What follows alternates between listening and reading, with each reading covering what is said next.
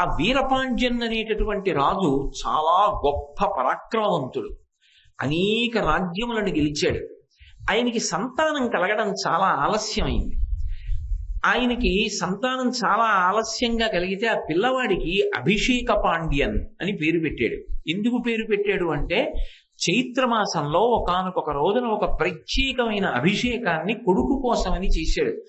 ఆ అభిషేకం తర్వాత కొడుకు పుట్టాడు కాబట్టి ఆ అభిషేక ఫలితము అని కొడుక్కి అభిషేక పాండ్యన్ అని పేరు పెట్టుకున్నాడు. ఆ అభిషేక పాండ్యన్ ఇంకా చాలా చిన్న వయస్సులో ఉండగానే ఈ వీరపాండ్యన్ శరీరాన్ని విడిచిపెట్టాడు. ఈ పిల్లవాడికి పట్టాభిషేకం జరగాలి, కానీ ఇంకా పిల్లవాడికి యోగ్యత రాలేదు. అసలు ఇంకా రాజ్య సంబంధమైన విషయములను పరిశీలించడం చేత కాదు. మంత్రులు రాజ్యాన్ని చూస్తున్నారు. వీరపాండ్యన్ ఉండగా ఆయనని ఓడించలేకపోయినటువంటి రాజులందరూ కలిసి ఒక సమూహంగా ఏర్పడి మధురై మీద దండయాత్రకు వచ్చి, ఈ వీరపాండ్యన్ లేడు కనుక రాజ్యాన్నంతటినీ కూడా దోచుకుని వెళ్ళిపోయారు. వెళ్ళిపోయినప్పుడు అంతఃపురంలో ఉన్నటువంటి ఆభరణ విశేషాల దగ్గర నుంచి అన్నీ తీసుకెళ్ళిపోయారు. తీసుకెళ్ళిపోతే అసలు పట్టాభిషేకం చెయ్యడానికి, ఆ పిల్లవాడికి పెట్టడానికి కిరీటం లభించలేదు. ఎలా? మణులతోటి మాణిక్యములతోటి తయారైనటువంటి కిరీటాన్ని పెట్టాలి. అలా కిరీటాన్ని పెడదాము అంటే అసలు అంతఃపురంలో ఏమీ లేకుండా శత్రురాజులు అన్నీ తీసుకుపోయారు. అప్పుడు ఆ ఊరి పెద్దలందరూ కలిసి, ఆ మంత్రులందరూ కలిసి, శివ, ఈ సామ్రాజ్యాన్నంతటినీ ఒకనాడు మీనాక్షి పరదేవత సుందరేశ్వరుడవైన నువ్వు కలిసి పరిపాలన చేశారు. ఆ తరువాత వస్తున్నటువంటి వంశం అంతా మీకు సంబంధించినది. మీకు సంబంధించినటువంటి వంశంలోని ఒక వ్యక్తికి ఇవాళ పట్టాభిషేకం చెయ్యడానికి కావలసినటువంటి సంభారములు కొరవడ్డాయి. కాబట్టి మీరు అనుగ్రహించవలసినది అని ప్రార్థన చేశారు. నేను మీతో మనవి చేసింది అదే. మధురైలో అమ్మవారి దగ్గర కానీ అయ్యవారి దగ్గర కానీ ఏదైనా గొణిగినా వాళ్ళు పరిష్కరిస్తారు అంటారు. త్రికరణ శుద్ధిగా మనం చెప్పగలిగితే వెంటనే ఒక వజ్రాల వ్యాపారి వేషం వేసుకుని శంకరుడు ఆ మధురైలో అంతఃపురానికి వచ్చాడు. వచ్చి, ఈ పిల్లవాడికి తొందరలో అభిషేకం చెయ్యాలి అని చెప్పి సంకల్పం చేశారని విన్నాను. నాకు పాండ్యరాజుల యందు అపారమైనటువంటి ప్రేమ ఉంది. ఈ వంశంలో ఉన్న రాజులందరూ కూడా మీనాక్షికి సుందరేశ్వరుడికి సేవ చేసిన వారు. ఈ పిల్లవాడికి పట్టాభిషేకం జరిగినప్పుడు తయారు చేయబడేటటువంటి కిరీటంలో అపురూపమైనటువంటి మణిమాణిక్యములు ఉండాలని, అవి లౌకికంగా లోకంలో దొరికేటటువంటి మణిమాణిక్యములు కారాదని, పరమాద్భుతమైనటువంటి మణిమాణిక్యములతో కూడుకున్న కిరీటము చేత ఇతడు అభిషేకాన్ని పొందాలని సంకల్పం చేసి తీసుకొచ్చాను అని ఆయన చేతిలో ఉన్నటువంటి సంచిని తిరగబోశాడు. అందులో అపురూపమైనటువంటి మణులు ఉన్నాయి. ఇన్ని మణులు ఎక్కడి నుంచి వచ్చాయి? ఇంత అపురూపమైన ఈ మణులు ఎక్కడివి అని అడిగారు. కిరీటము అనేటటువంటిది అందరూ ధరించేటటువంటి ఆభరణ విశేషం కాదది. కిరీటములు ధరించారు అంటే పరిపాలకురాలు అని గుర్తు. ఆమె శ్రీమద్ సింహాసనేశ్వరి, శ్రీ మహారాజ్ఞి మీనాక్షి పరదేవత ఈ భూమండలం మీద అవతరించి ఒకనాడు రామచంద్రమూర్తి త్రేతాయుగంలో ఎలా రాజ్య పరిపాలన చేశాడో అలా రాజ్య పరిపాలన చేసినటువంటి తల్లి. కాబట్టి ఆవిడ మకుటధారణం చేయడం, కిరీటధారణం చేయడం అనేటటువంటిది ఏదో గొప్ప విశేషం కాదు. సహజంగా ఆమెకి పట్టాభిషేకం జరిగినప్పుడు కిరీటము అలంకృతం అవుతుంది. ఆ కిరీటంతో ఆ తల్లి శోభిస్తూ ఉంటుంది. కానీ ఇక్కడ శంకర భగవత్పాదుల ప్రతిపాదనలో ఒక విశేషం ఉంది. ఆయన ఏమంటున్నారంటే, ముక్తాహారల సత్కిరీట రుచిరాం అంటున్నారు. రుచిరాం అంటే తెలుగులో రుచి అని కాదు, రుచిరాం అంటే కాంతి అని. ముక్తాహార లసత్, ప్రకాశిస్తోంది ఆ కిరీటం. దీనితో అంటే ముత్యాల హారములతో ప్రకాశిస్తోంది. అలా ముత్యాల హారములతో కిరీటం ఉంటుందా ప్రత్యేకంగా? సాధారణంగా స్వర్ణ కిరీటం అలంకరింపచేస్తారు. రామచంద్రమూర్తి పెట్టుకున్న, ఏ పరిపాలకులు పెట్టుకున్నా స్వర్ణ కిరీటాన్ని ధరిస్తారు. కానీ ఇక్కడ శంకర భగవత్పాదులు ఒక విశేషాన్ని తీసుకొస్తున్నారు. ముక్తాహారల సత్కిరీట రుచిరాం అన్నారు. అదే సౌందర్యలహరిలో అయితే మణులతో కూర్చబడినటువంటి కిరీటాన్ని ఆమె ధరించింది అని చెప్పి ఆ మణులు ఏవో కాదు ద్వాదశాదిత్యులే అన్నారు. కానీ ఇక్కడికి వచ్చేటప్పటికి ముత్యాల హారములతో శోభిస్తున్నటువంటి కిరీటాన్ని మీనాక్షి ధరించి ఉన్నది అని ప్రతిపాదించారు. ఇందులో ఒక గొప్ప విశేషం ఉంది. మిగిలినటువంటి రాజులు పెట్టుకునేటటువంటి కిరీటాలు వేరు, మీనాక్షి పరదేవత పెట్టుకునేటటువంటి కిరీటం వేరు. ఎందుచేత అంటే ఆమె మధురైని రాజధాని చేసుకుని పరిపాలన చేసినప్పటికీ ఆమె అసలు పరిపాలకురాలుగా రావాలి అని సంకల్పం చేసుకుంది కాబట్టి ఆమెని కుమార్తెగా పొందాలని తపస్సు చేసినటువంటి ఇచ్ఛాంబ అని పేరు కలిగినటువంటి ఒక వనితని తరువాతి జన్మలో మలయధ్వజ మహారాజుకి భార్యగా కాంచనమాల అన్న పేరుతో జన్మించేటట్టుగా అవకాశం ఇచ్చింది.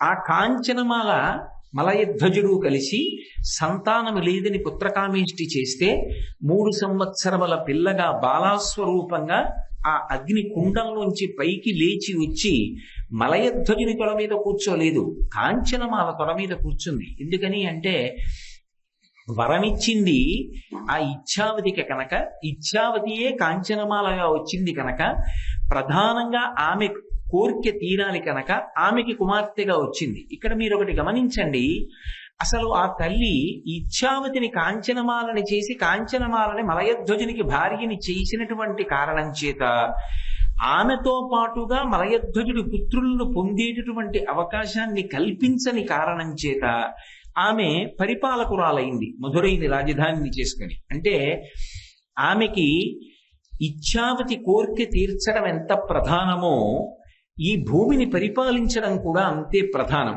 అంటే ఆమె ఈ దేశాన్ని పరిపాలించాలి అని సంకల్పం చేసుకుని కావాలని ఇచ్ఛావతిని తరువాతి జన్మలో కాంచనమాల అన్న పేరుతో మలయధ్వజ మహారాజు గారికి భార్యని చేసి వారు సంతానము లేక పుత్రకామేష్టి చేస్తే యజ్ఞసేని అయి ఆ యజ్ఞకుండంలోంచి ఆమె ఆవిర్భవించింది. అంటే ఆమెకి పరిపాలన చెయ్యాలనేటటువంటి ఉద్దేశ్యంతో అవతార స్వీకారం చేసి వచ్చింది. ఈ పరిపాలన 2 విభాగాలుగా చేసింది. ఒకప్పుడు మకుటధారణ చేసి ఆమె రాజ్య పరిపాలన చేసినప్పుడు మంత్రి పరిషత్తుని సంప్రదించింది, దండయాత్రలు చేసింది, విజయయాత్రలు చేసింది, అనేక మందిని ఓడించింది. అందులో భాగంగానే కైలాసానికి వెళ్ళినప్పుడు పరమేశ్వరుణ్ణి పతిగా పొందింది. రెండవది, ఆమె కొంతకాలం అయిన తరువాత ఒక తృప్తిని పొంది సుబ్రహ్మణ్యేశ్వర స్వామి వారిని ఉగ్రపాండ్యన్ అన్న పేరుతో కుమారుడిగా పొంది ఆయనకి యమరాజ్య పట్టాభిషేకం చేసిన తరువాత కేవలముగా అది ఎవరు చెక్కినది కాదు, తాను అలా నిలబడతానని సంకల్పం చేసి ఒక రూపాన్ని పొందింది తప్ప అది ఏదో విగ్రహాన్ని తీసుకొచ్చి ఎవరూ ప్రతిష్ఠ చేయలేదు. సాక్షాత్ పరదేవతయే అలా నిలబడింది.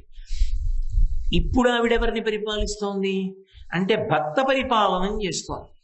ఎవరు ఆమె అనుగ్రహాన్ని అపేక్షిస్తున్నారో వారందరి పట్ల కూడా ఆమె పరిపాలకురాలై వారి యోగక్షేమములను ఆవిడ వహిస్తోంది. ఒక్కసారి ఆవిడ పేరు చెప్పిన, స్మరించిన, ఈ స్తోత్రం చేసిన, నమస్కరించిన, ఆవిడ మ్రోల పడిపోయిన, ఆవిడ రూపాన్ని ఊహ చేసిన ఆవిడ మనకు పరిపాలకురాలై మన యోగక్షేమములను ఆవిడ స్వీకరించి కాపాడుతుంది. ఆ పరిపాలన ఒకనాడు పూర్తి చేసింది. రాజ్య పరిపాలన. భక్త పరిపాలనకి అంత ఉండదు. అది ఎంత కాలము ఈ భూమి ఉంటుందో, ఎంత కాలము ఈ జనులు ఉంటారో, ఎంత కాలము ఈ ప్రాణులు ఉంటాయో అంతకాలము ఆమె పరిపాలన కొనసాగుతూనే ఉంటుంది. అందుకని ఏదో చరిత్రలో ఒకనాడు వచ్చినటువంటి పరిపాలకులైనటువంటి ఒక రాజు రాణిల యొక్క వృత్తాంతంలా ముగిసిపోయేటటువంటి వృత్తాంతం కాదది. అందుకని ఆమె పరిపాలన అన్న మాటకి అన్వయమయ్యేటటువంటి ఆవిడ పెట్టుకున్న కిరీటానికి ఒక ప్రత్యేకత. ఈ ప్రత్యేకత ఏమి అంటే ఆమెకి రాజ్యము దేని వల్ల వచ్చింది? ప్రారంభంలో మలయధ్వజుడికి కుమార్తె కనుక వచ్చింది. మలయధ్వజుడు ఏ వంశంలో వాడు? నాయకరాజుల వంశంలో వచ్చినవాడు. నాయకరాజులకి ఒక లక్షణం ఉంది. వాళ్ళు ప్రత్యేకించి ఈ కిరీటం పెట్టుకునేటప్పుడు అది మామిడి పండు ఆకారంలో ఉంటుంది. ఒక పక్కకి తిరిగినప్పుడు మన వాళ్ళు వైరముడి అంటూ ఉంటారు. ఆ కిరీటం ఇలా నిలువుగా ఉండదు, అది కూడా పెట్టుకుంటుంది. స్వర్ణ కిరీటాన్ని అప్పుడప్పుడు ధరిస్తుంది. కానీ మీరు ఆమెని పెళ్లి కుమార్తెగా చూసినా, ఆమె భక్త పరిపాలన చేసినప్పుడు, కళ్యాణం చేసుకునేటప్పుడు, ప్రత్యేకించి మధురైలో ఒక అద్భుతమైనటువంటి ఉత్సవం జరుగుతుంది. ఆ ఉత్సవం చూడడానికి ఎక్కడెక్కడి నుంచో పెడతారు. ఆవిడ ఒక రోజున, సంవత్సరంలో ఒక్క రోజున గుర్రం మీద ఊరిరుగుతుంది. అసలు ఆ గుర్రాన్ని చూసి తీరాలి. అది మామూలు అశ్వవాహనాలు ఎలా ఉంటాయో అలా ఉండదు. అది బంగారు గుర్రం. ముందు 2 కాళ్ళు పైకెత్తితే ఒక మహారాజ్ఞి అలవోకగా కూర్చుని, ఆ జీను మీద కూర్చుని జారిపోకుండా, ఆ 2 కాళ్ళు జీనుకి సంబంధించి పాదాలు పెట్టుకోవడానికి 2 కొక్కేల వంటి అమరికలు ఉంటాయి. వాటిలో 2 పాదాలు పెట్టి ఆ గుర్రం యొక్క ఆ పట్టుకునేటటువంటి దాని కళ్ళాన్ని పట్టుకుని, ఇలా పైకి లేచినటువంటి గుర్రం మీద ఏదో వెనక్కి జారిపోతున్నట్టుగా కాకుండా, ఒక అలవాటు ఉన్నటువంటి మహాసామ్రాజ్ఞి ఎంత నవ్వుతూ ఉంచుకుంటుందో అంత నవ్వుతూ ఉంచుకుని ఆమె ఊరిరిగింపుగా వెడుతుంది. అసలు ఆ రూపాన్ని చూడ్డానికి ఎడతారు. అదొక పరమాద్భుతమైనటువంటి స్వరూపం. మీనాక్షి పరదేవత ఊరిరిగింపులలో అసలు మీరు అది ఒక చిత్తరువుగా, ఒక చిత్రపటంగా చూసినా సరే అలా ఉండిపోతారు.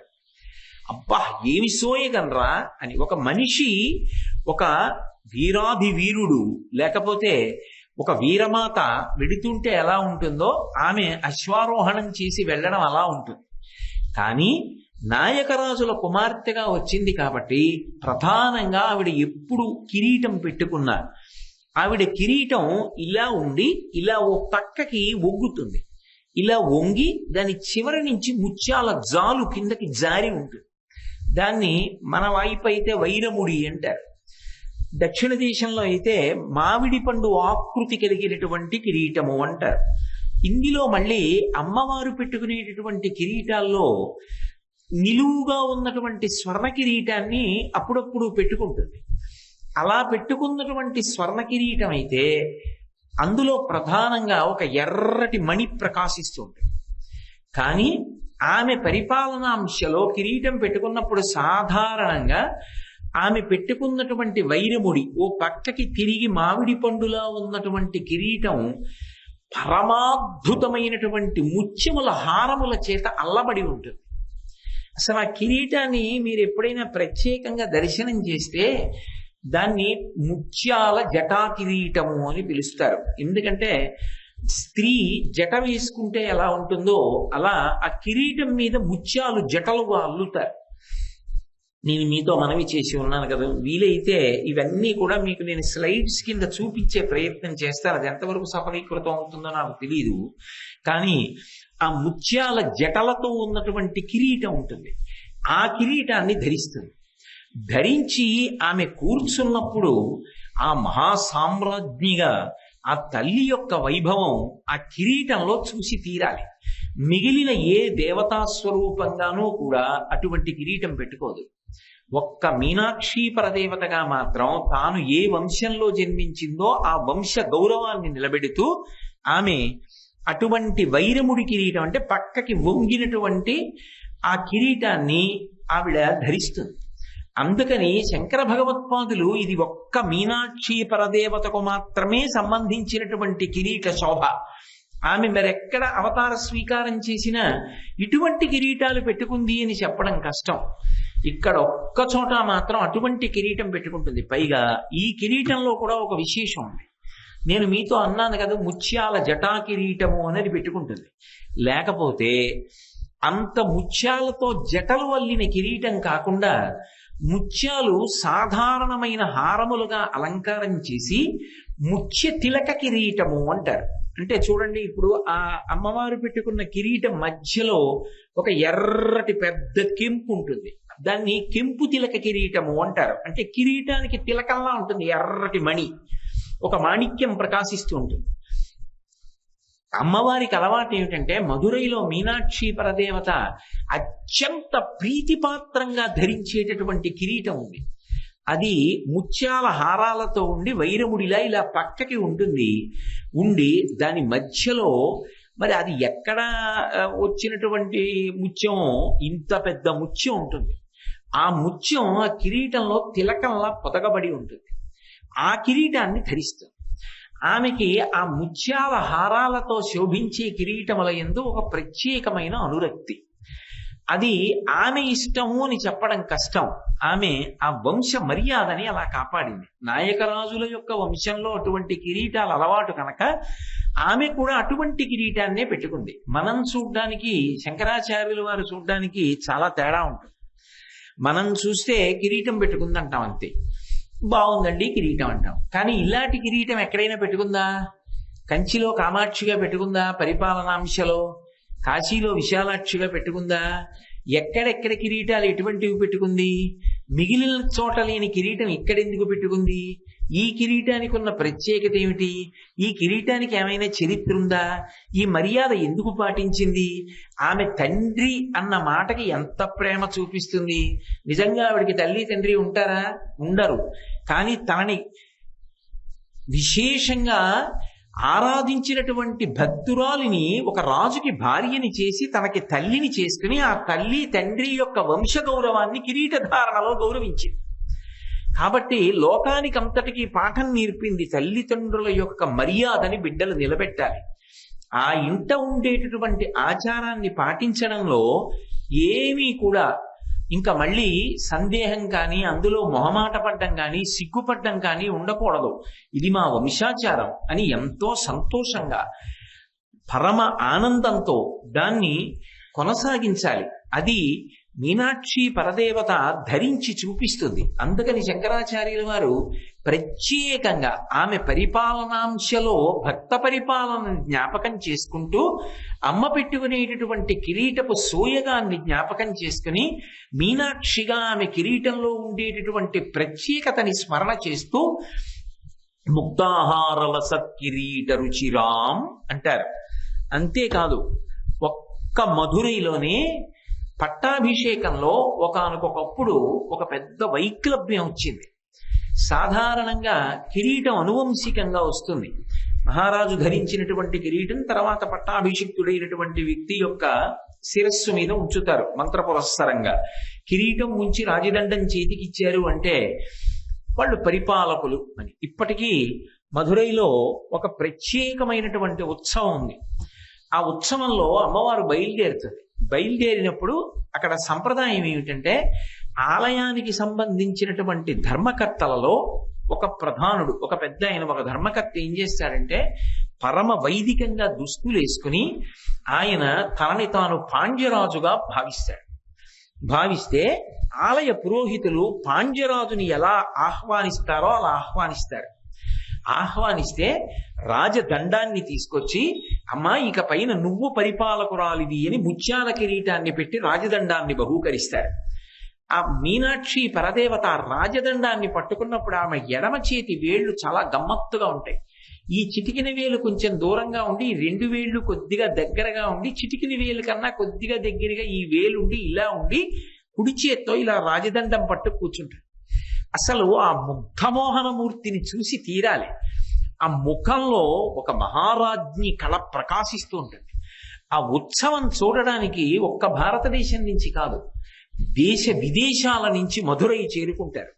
చేరుకుని వైగై నదిలో నీళ్లున్నాయా, మధురైలో జనం ఉన్నారా అన్నంతగా, అంటే జన సముద్రం ముందు వైగై నదీ ప్రవాహం సరిపోదు, అంత గొప్పగా జరుగుతుంది ఆ ఉత్సవం. ఇప్పటికీ ప్రతి ఏటా దేవాలయ ధర్మకర్త పాండ్యరాజుగా అలంకారం చేసుకుని భావన చేసి రాజదండాన్ని బహూకరిస్తారు మీనాక్షి పరదేవతకి. అందుకే పరిపాలకురాలిగా ఆమె ఎప్పుడూ ఉంది.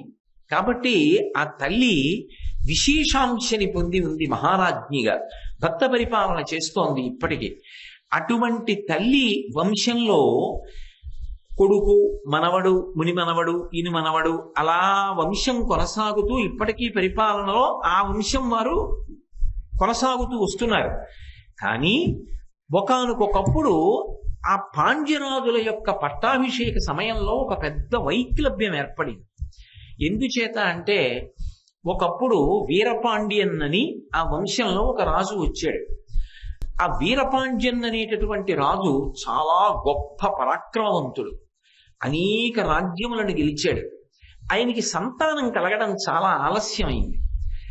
ఆయనకి సంతానం చాలా ఆలస్యంగా కలిగితే ఆ పిల్లవాడికి అభిషేక పాండ్యన్ అని పేరు పెట్టాడు. ఎందుకు పేరు పెట్టాడు అంటే, చైత్రమాసంలో ఒకానొక రోజున ఒక ప్రత్యేకమైన అభిషేకాన్ని కొడుకు కోసమని చేశాడు. ఆ అభిషేకం తర్వాత కొడుకు పుట్టాడు కాబట్టి ఆ అభిషేక ఫలితము అని కొడుక్కి అభిషేక పాండ్యన్ అని పేరు పెట్టుకున్నాడు. ఆ అభిషేక పాండ్యన్ ఇంకా చాలా చిన్న వయస్సులో ఉండగానే ఈ వీరపాండ్యన్ శరీరాన్ని విడిచిపెట్టాడు. ఈ పిల్లవాడికి పట్టాభిషేకం జరగాలి, కానీ ఇంకా పిల్లవాడికి యోగ్యత రాలేదు. అసలు ఇంకా రాజ్య సంబంధమైన విషయములను పరిశీలించడం చేత కాదు. మంత్రులు రాజ్యాన్ని చూస్తున్నారు. వీరపాండ్యన్ ఉండగా ఆయనని ఓడించలేకపోయినటువంటి రాజులందరూ కలిసి ఒక సమూహంగా ఏర్పడి మధురై మీద దండయాత్రకు వచ్చి, ఈ వీరపాండ్యన్ లేడు కనుక రాజ్యాన్నంతటినీ కూడా దోచుకుని వెళ్ళిపోయారు. వెళ్ళిపోయినప్పుడు అంతఃపురంలో ఉన్నటువంటి ఆభరణ విశేషాల దగ్గర నుంచి అన్నీ తీసుకెళ్ళిపోయారు. తీసుకెళ్ళిపోతే అసలు పట్టాభిషేకం చెయ్యడానికి, ఆ పిల్లవాడికి పెట్టడానికి కిరీటం లభించలేదు. ఎలా? మణులతోటి మాణిక్యములతోటి తయారైనటువంటి కిరీటాన్ని పెట్టాలి. అలా కిరీటాన్ని పెడదాము అంటే అసలు అంతఃపురంలో ఏమీ లేకుండా శత్రురాజులు అన్నీ తీసుకుపోయారు. అప్పుడు ఆ ఊరి పెద్దలందరూ కలిసి, ఆ మంత్రులందరూ కలిసి, శివ, ఈ సామ్రాజ్యాన్నంతటినీ ఒకనాడు మీనాక్షి పరదేవత సుందరేశ్వరుడు అయిన నువ్వు కలిసి పరిపాలన చేశారు. ఆ తరువాత వస్తున్నటువంటి వంశం అంతా మీకు సంబంధించినది. మీకు సంబంధించినటువంటి వంశంలోని ఒక వ్యక్తికి ఇవాళ పట్టాభిషేకం చెయ్యడానికి కావలసినటువంటి సంభారములు కొరవడ్డాయి. కాబట్టి మీరు అనుగ్రహించవలసినది అని ప్రార్థన చేశారు. నేను మీతో మనవి చేసింది అదే. మధురైలో అమ్మవారి దగ్గర కానీ అయ్యవారి దగ్గర కానీ ఏదైనా గొణిగినా వాళ్ళు పరిష్కరిస్తారు అంటారు. త్రికరణ శుద్ధిగా మనం చెప్పగలిగితే వెంటనే ఒక వజ్రాల వ్యాపారి వేషం వేసుకుని శంకరుడు ఆ మధురైలో అంతఃపురానికి వచ్చాడు. వచ్చి, ఈ పిల్లవాడికి తొందరలో అభిషేకం చెయ్యాలి అని చెప్పి సంకల్పం చేశారని విన్నాను. నాకు పాండ్యరాజుల యందు అపారమైనటువంటి ప్రేమ ఉంది. ఈ వంశంలో ఉన్న రాజులందరూ కూడా మీనాక్షికి సుందరేశ్వరుడికి సేవ చేసిన వారు. ఈ పిల్లవాడికి పట్టాభిషేకం జరిగినప్పుడు తయారు చేయబడేటటువంటి కిరీటంలో అపురూపమైనటువంటి మణిమాణిక్యములు ఉండాలని, అవి లౌకికంగా లోకంలో దొరికేటటువంటి మణిమాణిక్యములు కారాదని, పరమాద్భుతమైనటువంటి మణిమాణిక్యములతో కూడుకున్న కిరీటము చేత ఇతడు అభిషేకాన్ని పొందాలని సంకల్పం చేసి తీసుకొచ్చాను అని ఆయన చేతిలో ఉన్నటువంటి సంచిని తిరగబోశాడు. అందులో అపురూపమైనటువంటి మణులు ఉన్నాయి. ఇన్ని మణులు ఎక్కడి నుంచి వచ్చాయి? ఇంత అపురూపమైన ఈ మణులు ఎక్కడివి అని అడిగారు. అడిగితే ఆయన అప్పుడు ఒక విశేషం చెప్పాడు. ఒకానొకప్పుడు వలనుడు అనబడేటటువంటి ఒక దానవుడు ఉండేవాడు. ఆయన త్రైలోక్యాధిపత్యాన్ని పొందాడు పరాక్రమం చేత. ఎందుకంటే పరమశివుని యొక్క వరం. ఆయన ఎవరి చేత ఓడింపబడడం. చిత్తశుద్ధి కలిగినటువంటి వాడు, భక్తి కలిగిన వాడు. ఆయన దేవేంద్ర రాజ్యాన్ని కూడా పొంది మళ్ళీ దేవేంద్రుడికి రాజ్యాన్ని తిరిగి ఇచ్చేశాడు. ఎప్పుడో అప్పుడు శరీరము పతనమైపోవాలిగా. ఆయన శంకరుణ్ణి ఒక వరం అడిగాడు. నేను అనుకున్నప్పుడు నా శరీరం పతనం అవ్వాలి, ఎవరో వచ్చి నన్ను చంపడం అన్నది ఉండకూడదు. నేను ఎప్పుడు కోరుకుంటానో అప్పుడు నా శరీరం విడిచిపెడతాను. కానీ నా శరీరం విడిచిపెట్టిన తర్వాత అందరి శరీరాల్లా నా శరీరం పృథివిలో కలిసిపోవడానికి వీల్లేదు. అది ఒక ప్రత్యేకతని పొందాలి. నేను నా దేహాన్ని విడిచిపెట్టేసేటటువంటి సమయంలో నాకు ఈ దానవ రూపం పోయి గోరూపం పొందాలి. గోరూపాన్ని పొందిన తరువాత నేను శరీరాన్ని వదిలిపెడతాను. వదిలిపెట్టిన తరువాత ఒకనాడు దధీచి మహర్షి యొక్క ఎముకలన్నీ దేవతలకి అస్త్రములుగా ఎలా మారిపోయాయో అలా నా యొక్క శరీరంలో ఉండేటటువంటి సంధిబంధములు, ఎముకలు, ధాతువులు ఇవన్నీ కూడా మణులు, రత్నములు, వజ్రములు, మాణిక్యములుగా మారిపోవాలి. అవి విశేష ప్రయోజనానికి నీ వలన వినియోగింపబడాలి. అలా నాకు వరం ఇమ్మని అడిగాడు. శంకరుడు పరమ కారుణ్యమూర్తి, అనుగ్రహించాడు. ఎంతకాలం ఉంటాడు? ఆయనకి వైరాగ్యం ఉంది, దానవుడే కానీ చాలా ధర్మాత్ముడు, భక్తి కలిగిన వాడు. ఒకానొకప్పుడు దేవేంద్రుడు, ఒక దానవుడు లోకంలో ఉంటే నువ్వు ధర్మాత్ముడు కావచ్చు, కానీ నీ బలాన్ని చూసుకుని దానవులు విజృంభిస్తారు, కాబట్టి నువ్వు శరీరం విడిచిపెడితే బాగుంటుంది అన్నాడు. అయితే నువ్వు ఒక హోమం చెయ్యి, ఆ హోమంలోకి వచ్చి నా శరీరాన్ని పరిత్యజిస్తానన్నాడు బలనుడు. దేవేంద్రుడు హోమం చేశాడు. ఆ హోమంలోకి వచ్చి మంత్రపురస్సరంగా తన శరీరాన్ని ఆహుతిగా అగ్నిలోకి సమర్పించాడు. ఆ సమర్పించినప్పుడు అందులో పడిపోయేటప్పుడు గోరూపాన్ని పొందింది ఆయన శరీరం. గోరూపాన్ని పొంది అగ్నిలో పడిపోయిన తరువాత ఆయన యొక్క సప్తధాతువులు, సంధిబంధములు, ఎముకలు ఇవన్నీ కూడా అపూర్వమైనటువంటి మణులుగా మారిపోయాయి. అదిగో ఆ బలనుడి శరీరం ఈ మణులుగా మారింది. ఇవి లౌకికంగా గనులలో దొరికేవి కావు, పృథివిలో దొరికేవి కావు. ఇంత గొప్ప మణిమాణిక్యములతో, ఈ ముత్యాల హారములతో అలంకృతమైన కిరీటాన్ని చేసి అభిషేక పాండ్యానికి పట్టాభిషేకం చెయ్యండి. ఎందుకు ఇస్తున్నాను ఇవన్నీ? మీరొక్క రూపాయి కాసు నాకు ఇవ్వక్కర్లేదు. ఎందరో రాజులు వచ్చి ఈ మధురైకి సంబంధించిన ఐశ్వర్యాన్నంతటినీ అపహరించి తీసుకుపోయారు. కానీ ఇవాళ ఆ రాజులు కన్ను పుట్టుకునేటట్టుగా అపూర్వమైన కిరీటంతో పట్టాభిషేకం జరగాలి. అంటే మీరెవరు, ఎందుకింత ఉదారంగా ఇవన్నీ పట్టుకొచ్చి ఇస్తున్నారని అడిగారు. నేనెవరో మీకు తర్వాత తెలుస్తుంది. ఇవ్వడానికి కారణం ఒక్కటే, ఈ మధురై నగరం అన్న, ఈ మధురైని పరిపాలించేటటువంటి పాండ్యరాజుల వంశం అన్న నాకు ఒక ప్రత్యేకమైన ప్రీతి. ఆ ప్రీతి ఉంది కనుక ఆయన పట్టాభిషేకానికి తీసుకొచ్చాను. తీసుకోండి ఇచ్చి అంతర్ధానం అయిపోయాడు. వాళ్ళకప్పుడు మాయ తొలగిపోయి అర్థమైంది. నిన్ననే వెళ్ళి మనం సోమసుందరుణ్ణి ప్రార్థన చేశాం. మహానుభావుడు శంకరుడే తీసుకొచ్చి అపూర్వమైన మణులను ఇచ్చాడని వాటితో కిరీటం చేసి అభిషేక పాండ్యన్ శిరస్సునందుంచి పట్టాభిషేకం చేశారు.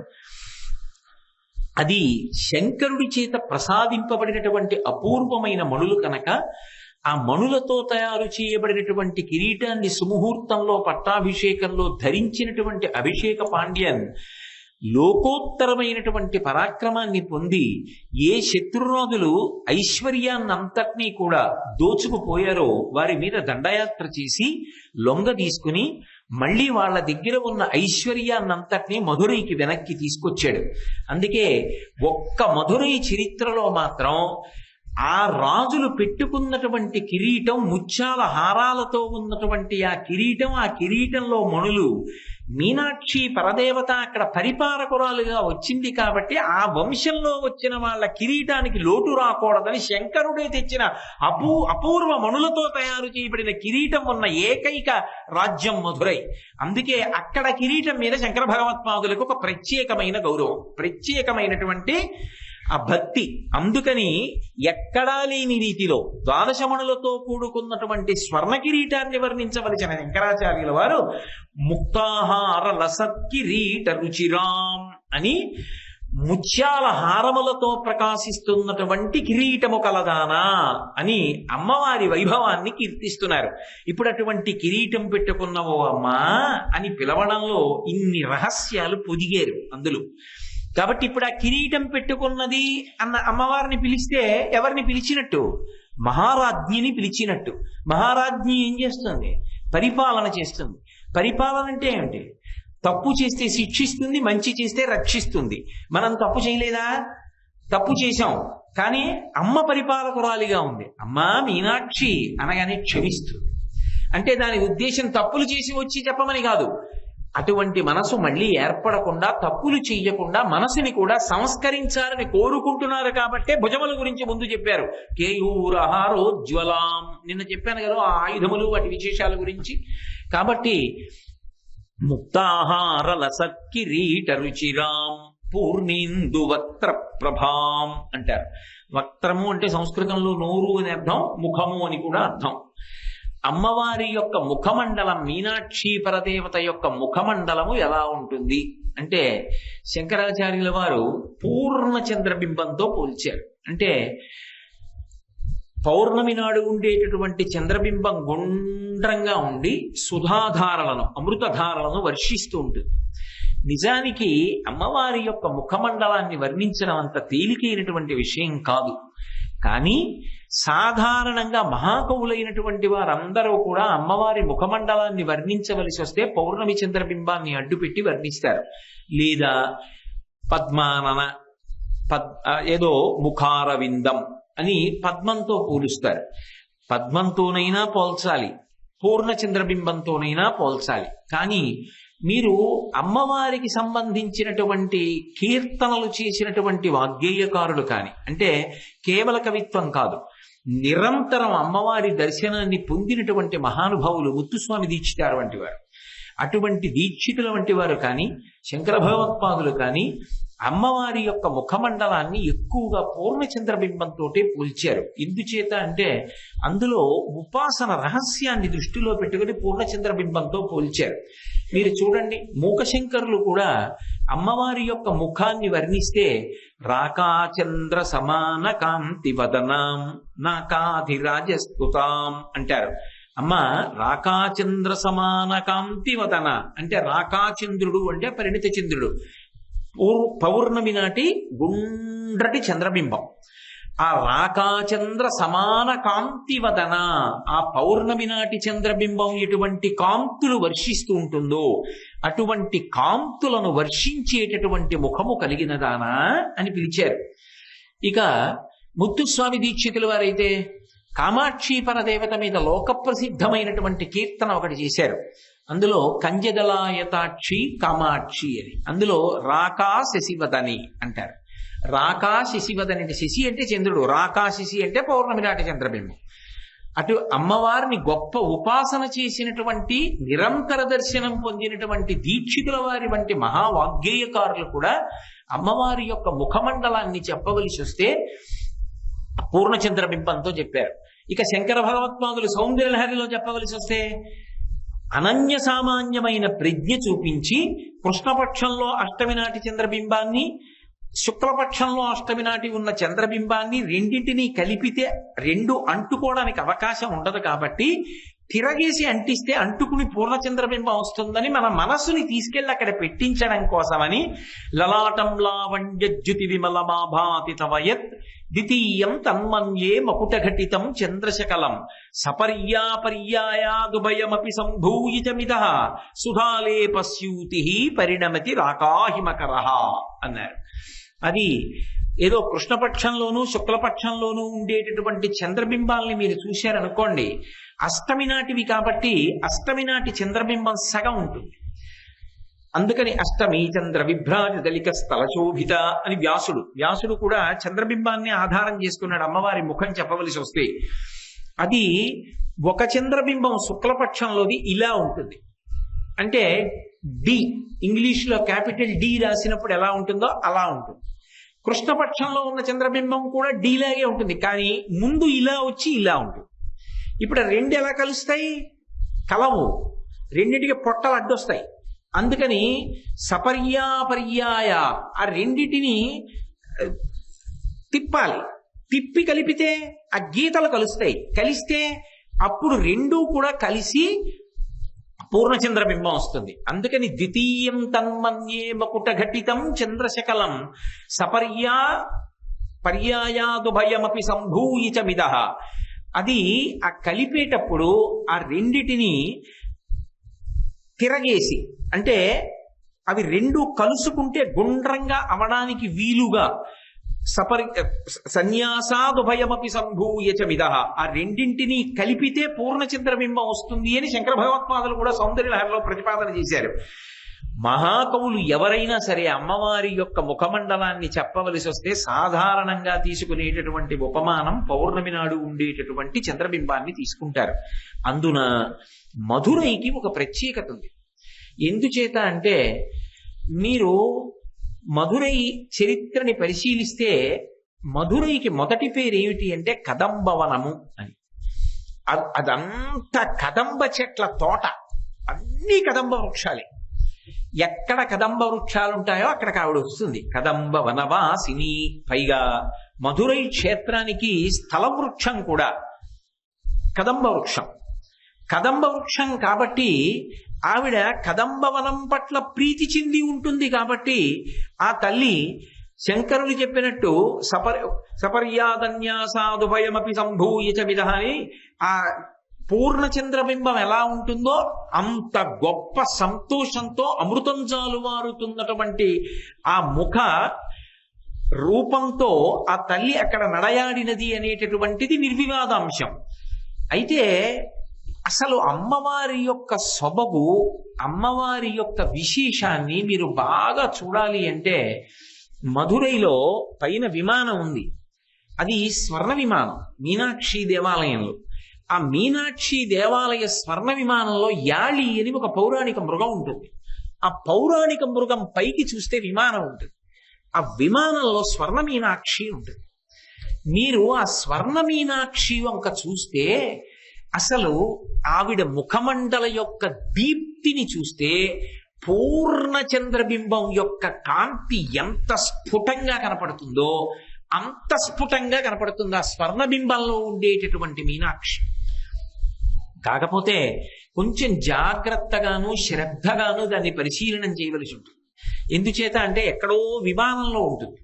ఆ విమానంలో యాళి మృగం మీద ఉన్నటువంటి ఆ విమానంలో ఉన్న మీనాక్షి పరదేవత బంగారు ముఖాన్ని చూస్తే అసలు ముమ్మూర్తుల పౌర్ణమి నాటి చంద్రబింబం ఎలా ఉంటుందో అమ్మవారి ముఖమండలం అలా ఉంటుంది. రెండు, అందులో ఒక విశేషం ఉంది. మనం మన ప్రయత్నం లేకుండా మన మనసుని లాక్కోగలిగినటువంటివి లోకంలో కొన్ని ఉన్నాయి. అన్నిటికీ ఆ శక్తి ఉండదు. మిగిలిన వాటి దగ్గర మన మనసు మనం పెట్టాలి. కానీ మన మనసు మనం పెట్టవలసిన అవసరం లేకుండా మన మనసుని అవి లాక్కునేవి కొన్ని ఉన్నాయి.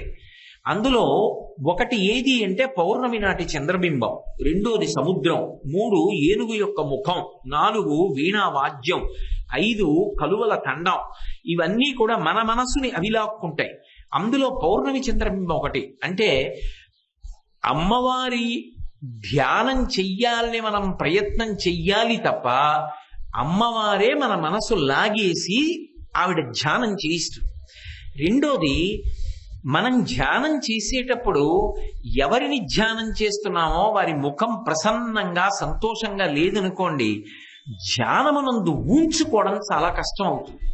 కానీ అక్కడ ఉన్నటువంటి విశేషం ఏమిటంటే అమ్మవారి యొక్క ముఖం పూర్ణ చంద్రబింబంలా ఉన్నటువంటి కారణం చేత ఆవిడ ముఖమండలాన్ని ధ్యానం చేస్తుంటే మన ప్రమేయం లేకుండా అలవోకగా అతితీలికగా మన మనసు వెళ్ళిపోయి ఆవిడ ముఖంలో, ఆవిడ చిరునవ్వులో, ఆ దీప్తిలో, ఆ కాంతిలో, ఆవిడ ముఖం నుంచి జాలువారేటటువంటి అమృతరస ప్రవాహంలో లయమైపోయి మనం ఎనలేని ఆనందాన్ని పొంది చాలా తొందరగా ఆ సమాధి స్థితిని అనుభవించడానికి అవకాశాన్ని ఇస్తుంది. అందుకని పూర్ణచంద్రమండలంతో అమ్మవారి యొక్క ముఖాన్ని పోల్చడంలో ఉన్నటువంటి రహస్యం. అందుకే శంకర భగవత్పాదులు ఇక్కడ మీనాక్షి పరదేవత ముఖాన్ని వర్ణన చేయవలసి వస్తే ముక్తాహారలస కిరీట రుచిరాం పూర్ణిందు వక్త్ర ప్రభాం అంటారు. అని సింజన్నూపుర కింకిణీ మణిధరాం అంటారు. సింజన్నూపుర కింకిణీ మణిధరాం ఇటువంటి నామమే లలితా సహస్రంలో వ్యాస భగవానుడు కూడా వాడాడు. కానీ ఇక్కడ ఏమిటంటే అమ్మవారు నడిచి వెడుతున్నప్పుడు ఉండేటటువంటి స్థితిని చెప్తున్నారు. ఇప్పటి వరకు అమ్మవారు నిలబడినటువంటి మూర్తిని మాత్రమే చెప్తూ వస్తున్నారు, కాంతిని. ఇక్కడికి వచ్చేటప్పటికి శంకర భగవత్పాదులు కదులుతున్నటువంటి అమ్మవారి గురించి మాట్లాడుతున్నారు. అమ్మవారు కదిలి వెడుతోందనుకోండి, సింజన్నూపుర కింకిణీ మణిధరాం అంటే ఒక చప్పుడు వినపడుతుందట, ఒక శబ్దం వస్తుందట. ఏమిటి ఆ శబ్దం అంటే సింజన్ అంటే చప్పుడు చేయడం. ఆమె పెట్టుకున్నటువంటి ఆ పాదముల యొక్క మంజీరములలో పొదగబడినటువంటి అపూర్వమైనటువంటి మణులతో కూడుకున్నటువంటి ఆ మువ్వలు చప్పుడు చేస్తాయి. అవి పరమ లయబద్ధంగా ఉంటాయి. ఆ తల్లి అడుగు తీసి అడుగు వేస్తూ, అడుగు తీసి అడుగు వేస్తూ నడిచి వెడుతోందనుకోండి, ఆ శబ్దం చెవులకు వినపడుతూ గొప్ప ఆనందాన్ని పొంది రోమాంచితమై వెంట్రుకలు నిక్కపొడుచుకుని యోగి సమాధి స్థితిలోకి ప్రవేశిస్తాడు. మరాళి మందగమన. సాధారణంగా ధ్యానమునందు ఎక్కడ వరకు ఉంటుంది అంటే కేవలముగా ఓ నించున్నటువంటి అమ్మవారి మూర్తినో కూర్చున్నటువంటి అమ్మవారి మూర్తినో మాత్రమే ఉపాసన చేస్తారు. కానీ ఉపాసన ఒక స్థాయికి వెళ్ళిపోయింది అనుకోండి, వెళ్ళిపోయిన తరువాత ఆ అమ్మవారి యొక్క కదలికలు కూడా భాసిస్తాయి, కనపడతాయి. అది మనకి కనపడడం కాదు, ఆవిడ కనపడేటట్టుగా చేస్తుంది. అంటే యోగికి ఆవిడ యొక్క పాదముల యొక్క జంట కనపడుతుంది. ఆవిడ నడిచి వెడుతున్నప్పుడు ఆ పాదములకు పెట్టుకున్నటువంటి మంజీరముల యొక్క సవ్వళ్ళు వింటాడు. ఆ పాదములకు ఉన్నటువంటి లత్తుక కాంతిని చూస్తాడు, పరమ సంతోషాన్ని పొందుతాడు. అమ్మవారి పాదములను అలా ఎక్కడ దర్శనం చేశాడో వాడికి ఇహ పునర్జన్మ లేదు. ఎందుకని అంటే మూకశంకరులు మూక పంచశతి చేస్తూ ఒక మాట అంటారు, జింతోస్తవపద పూజన సంతోష తరంగితస్య కామాక్షి బంధో యది భవతి పునః సింధోరంభస్సు భ్రమీతి శిలా అంటారు. అమ్మా, ఎవరైనా సంతోషంగా నీ పూజ చేసిన వాళ్ళు ఉంటే వాళ్ళు మళ్ళీ పుడతారు అంటే అది ఎంత అబద్ధం అంటే, సముద్రం మీదకి తీసుకెళ్లి ఒక బండరాయి వేస్తే తేలుతుందా? మునిగిపోతుంది. బండరాయి మునిగిపోవడం ఎంత నిజమో, నీ పాద దర్శనము ధ్యానములో చేసిన వాడు మళ్ళీ పుట్టడం కూడా అంత నిజం. అంటే ఇక పుట్టడు, వాడు పునర్జన్మని పొందడు. అంత గొప్ప పాద దర్శనం. అటువంటి తల్లి ఆ పాద మండలాన్ని ఒక్కసారి ధ్యానం చేశారనుకోండి, ఆ పాద యుగళి, ఆ రెండు పాదముల వరకు ఎందుకండి, నకదీదితి సంచన్నన మజ్జనతమోగుణ, అమ్మవారి పాదములకు ఉండేటటువంటి ఒక పాదములకు ఉన్నటువంటి బొటనవేలి యొక్క గోటి చివరి భాగము నుండి ఉత్పన్నమయ్యేటటువంటి కాంతిని దర్శనం చేసినంత మాత్రం చేత కొన్ని కోట్ల జన్మలుగా తరుముకుని వస్తున్నటువంటి తమోగుణం అంతా కూడా విచ్చిపోతుంది అని వ్యాసభగవానుడు లలితా సహస్రనామ స్తోత్రంలో ప్రతిపాదన చేశాడు. అంత గొప్ప కాంతి కలిగినటువంటి తల్లి యొక్క పాదముల జంట దర్శనం చెయ్యడం, ఆవిడ కదలికలు చూడడం, ఆవిడ ఆ పాద మంజీరముల ధ్వని వినపడేటట్టుగా నడిచి వెళ్ళడం అనేటటువంటిది రెండు కారణముల చేత సంభవిస్తుంది. ఒకటి, అపారమైనటువంటి ఆర్తి కలిగిన వారు నీవే తప్ప ఇతప్పరం బిరుగా, అమ్మా నువ్వు తప్ప నాకెవరు దిక్కు అని ఆ అమ్మవారి పాదములను గట్టిగా పట్టుకున్నప్పుడు ఆ తల్లి యొక్క కదలిక దర్శనమవుతుంది. ఆ తల్లి అనుగ్రహించిన వారు ఎవరుంటారో అటువంటి వారు అటువంటి దర్శనాన్ని పొందుతారు. అటువంటి మహాత్ములు ఉన్న ప్రదేశాలలో కూడా అమ్మవారి యొక్క పాద మంజీరముల ధ్వనులు వినపడతాయి. తాడేపల్లి రాఘవనారాయణ శాస్త్రి గారే దానికి ఉదాహరణ. రాఘవనారాయణ శాస్త్రి గారి శరీరంతో ఉన్నన్నాళ్ళు అమ్మవారు బాలాస్వరూపంతో ఇంట్లో తిరుగుతుండేది కాబట్టి ఎప్పుడు గజ్జెల చప్పుడు వినపడుతుండేది. ఎందుకని అంటే ఆయన అంతటి మహా ఉపాసకుడు. ఎప్పుడు అమ్మవారు ఆయనకి దర్శనం ఇస్తూ ఇంట్లో తిరుగుతూ ఉండేది. ఆ రూపం ఎవరికీ గోచరమయ్యేది కాదు, కానీ అమ్మవారి యొక్క పాదములకు పెట్టుకున్నటువంటి మంజీరముల ధ్వనులు వినపడుతుండేవి. అంటే ఆ తల్లిని ఉపాసన చేసిన వాడు ఎక్కడుంటాడో అక్కడ అటువంటి ధ్వనులు వినపడతాయి. నిజంగా మధురైలో మీనాక్షి పరదేవత ఆర్తితో వచ్చి ఆమె పాదములను నమ్మి నమస్కరించినటువంటి వారిని అద్భుతంగా రక్షించినటువంటి సందర్భాలు కోకొల్ల. మీకు నేను ఒక ఉదాహరణ చూపిస్తాను. ఒకానొకప్పుడు మధురైకి చిత్తన్ అని పేరు కలిగినటువంటి ఒక వ్యక్తి వచ్చాడు. ఆయన ఎందుకు వచ్చాడు అంటే కత్తి యుద్ధం, మల్ల యుద్ధం ఇటువంటివి నేర్చుకోవాలి అని వచ్చాడు. అప్పటికే ఒక లబ్ధ ప్రతిష్ఠుడైనటువంటి వ్యక్తి, ఒక పెద్ద ఆయన ఆ మధురై నగరంలో ఉండి ఏమీ కోరుకోకుండా శిష్యులు తమంత తాముగా స్వచ్ఛందంగా ఇచ్చినటువంటి పారితోషికం ఏదుందో అది మాత్రమే పుచ్చుకుని ఆ వచ్చినటువంటి వాళ్ళందరికీ కూడా ఈ విద్యనంతటినీ కూడా చెప్తూ ఉండేవాడు. ఎక్కడో ఒక చోటు నుంచి వచ్చినటువంటి ఈ చిత్తన్ అనబడేటటువంటి వ్యక్తి ఆయన దగ్గర ఈ విద్యలన్నీ నేర్చుకున్నాడు. నేర్చుకున్నవాడు నేర్చుకోవడంతో సరిపెట్టలేదు, గురువు గారి భార్య మీద కన్నేశాడు. ఎలాగైనా ఆయన భార్యని తన భార్యని చేసుకోవాలి అని కోరుకున్నాడు. అప్పటికి గురువు గారు వయస్సులో కొంచెం పెద్దవారయ్యారు. ఇతను మంచి ప్రౌఢమైన వయస్సులో ఉన్నాడేమో, మంచి బలంతో ఉన్నాడు. కాబట్టి ఆయన ఏం పాఠం చెప్తాడు, నేను చెప్పగలను ఈ కత్తి విద్య అవిని, నా దగ్గరికి రండని ఆయన దగ్గరికి ఎవ్వరూ వెళ్లకుండా చేసి అందరినీ ఆకర్షించాడు. ఆకర్షించి గురువు గారు అన్నం తినడానికి కూడా లేకుండా చేశాడు. అయినా ఆ గురువు గారు గురుపత్ని ఇద్దరు మీనాక్షి సుందరేశ్వరుల్ని నమ్ముకుని కాలం గడుపుతున్నారు. ఒకనాడు ఈ వృద్ధుడైనటువంటి గురువు ఆలయంలోకి వెళ్ళాడు. ఆమె ఉన్న పదార్థాలతోటే భర్త గారికి పచనం చేస్తోంది. ఎదురుగుండానే ఈ శిక్షణ కేంద్రాన్ని పెట్టినటువంటి చిత్తన్ననబడేటటువంటి వ్యక్తి ఇదే అదును ఆమెని నేను వశం చేసుకుంటానని వచ్చి అతి ధూర్తతనంగా ఆమె పట్ల ప్రవర్తించాడు. అంతకన్నా వివరణ అక్కర్లేదు. ఆమె చాలా బాధపడింది. చాలా బాధపడి అప్పటికి ఆ సమయానికి తప్పించుకుంది. కానీ భర్త గారికి చెప్తే బెంగ పెట్టుకుంటాడని ఆయన వచ్చిన తరువాత మనమిద్దరం వెంటనే బయలుదేరి మీనాక్షి పరదేవత దేవాలయంలోకి వెళ్ళి అమ్మవారి మ్రోల కూర్చుని ప్రార్థన చేద్దాం.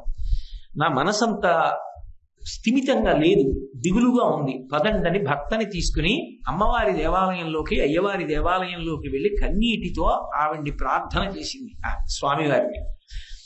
నా యొక్క మాన మర్యాదలకే భంగం జరుగుతోంది, నన్ను పొందడం కోసం నా భర్తని కూడా చంపేసేటట్టున్నాడు.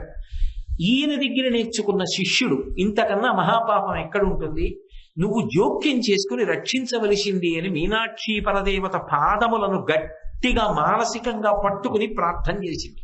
అందులో మధురైలో ఉన్న విశేషం ఏంటంటే మీనాక్షి పరదేవత పెట్టుకునేటటువంటి అందెలు స్ఫుటంగా కనపడతాయి.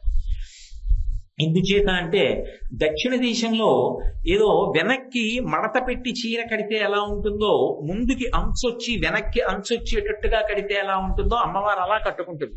ఆ దక్షిణ దేశపు చీర కట్టడంలో ఆ పాదములు రెండు స్ఫుటంగా కనపడుతూ పాదమంజీరములు కనపడతాయి. ఆవిడ మానసికంగా రెండు పాదాలని కౌగిలించుకొని అమ్మవారిని స్వామివారిని గట్టిగా ప్రార్థన చేస్తూ ఏడుస్తూ కూర్చుంది. ఆమె ఎందుకు బాధపడుతోందో భర్తకి తెలియదు, ఆయన కూర్చున్నాడు. ఈలోగా ఆ చిత్తన్ననబడేటటువంటి వ్యక్తి దగ్గరికి ఈ గురువు గారు వెళ్ళారు. ఇక్కడే ఉన్నాడు గురువు గారు, గురువు గారి రూపంతో వెళ్ళాడు. ఎవరు? శంకరుడే. వృద్ధుడుగా ఉన్నాడు కదా. వెళ్ళి ఇవాళ తాడో పేడో తేలిపోవాలి, ఎందుకు ఈ అల్లరి, రా మన ఇద్దరం ద్వంద్వ యుద్ధం చేద్దామన్నాడు. అనేసరికి ఇదేదో అవకాశం బాగుంది, పెద్దవాడు అయిపోయాడు, అలాగో నిలబడలేడు, ఈయన్ని సంహరించేస్తే నేను ఈయన భార్యని చేపట్టవచ్చని వెంటనే యుద్ధానికి వచ్చాడు. యుద్ధానికి వచ్చిన తర్వాత చూసే వాళ్ళందరూ ఆశ్చర్యపోతున్నారు, ఇది చిత్తంతో ఇతను ఎక్కడ యుద్ధం చేస్తాడు, పెద్దవాడు అయిపోయాడని. ముందు కొద్దిగా వెనకపడినట్టు కనిపించాడు, అందరిలో ఆర్తి పెంచడానికి. ఆ తరువాత ఊంచుకుని అన్నాడు, వదరి మాట్లాడిన నీ నాలుకని 1000 ముక్కలు చేస్తాను. గురుపత్తిని కామంతో ముట్టుకున్న నీ చేతులు రెండూ తెగిపోతాయి. దౌర్భాగ్యపుటాలోచనలు చేసిన నీ కంఠం ఆ తర్వాత తెగి నేలపడిపోతుంది. చూడని కత్తి యుద్ధంలో 3 అంచెలలో అతని నాలుక కోసేసి అతని భుజములు కోసేసి అతని కంఠాన్ని దులివేశాడు.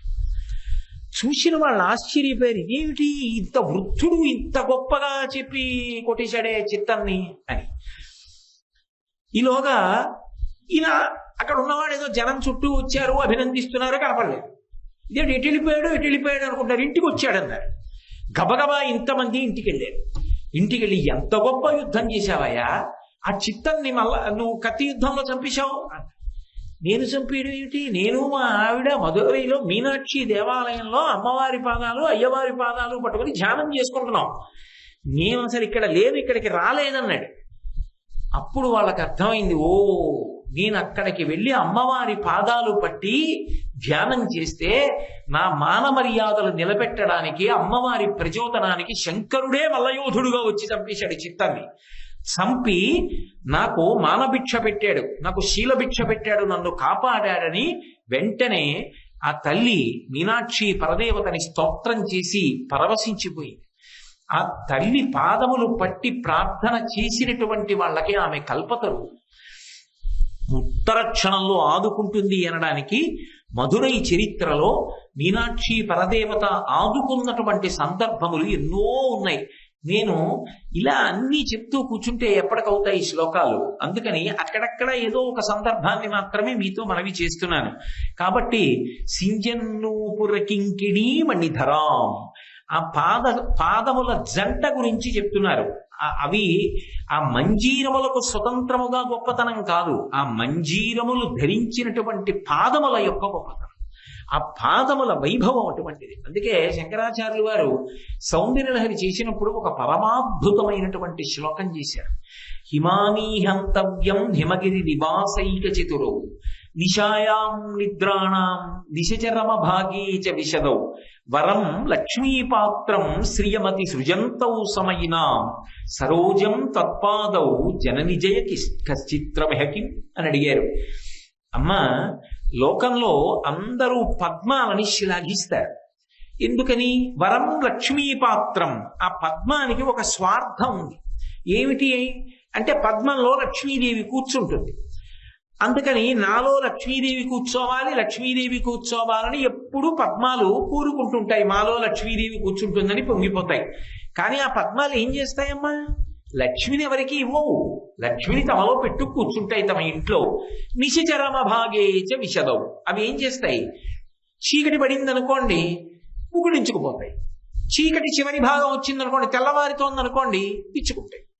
తెల్లవారితే విచ్చుకుంటే లక్ష్మీ దర్శనం, రాత్రి అయితే ఇంటి తలుపులు వేసేసుకుంటాయి, ముడుచుకుపోతాయి, లక్ష్మీ దర్శనం ఉండదు. పైగా హిమానీ హంతవ్యం. ఆ తామర పువ్వుని తీసుకెళ్లి మీరు ఆ పద్మాన్ని తీసుకెళ్లి మంచులో పెట్టారనుకోండి, అది ముడుచుకుపోతుంది, అది తట్టుకోలేదు. కానీ అమ్మవారు హిమవంతునికి కుమార్తెగా వచ్చింది కాబట్టి హిమాలయ పర్వతముల మీద నడుస్తుంది. రెండు, ఆమె మెట్టినిల్లు కూడా హిమాలయ పర్వతాల దగ్గరే ఉంది. అందుకని శంకరుడితో కలిసి ఆ మంచు పర్వతాల మీద నడుస్తుంది. మంచు పర్వతాల మీద నడవగలిగినటువంటి పాదములు ఆ తల్లివి.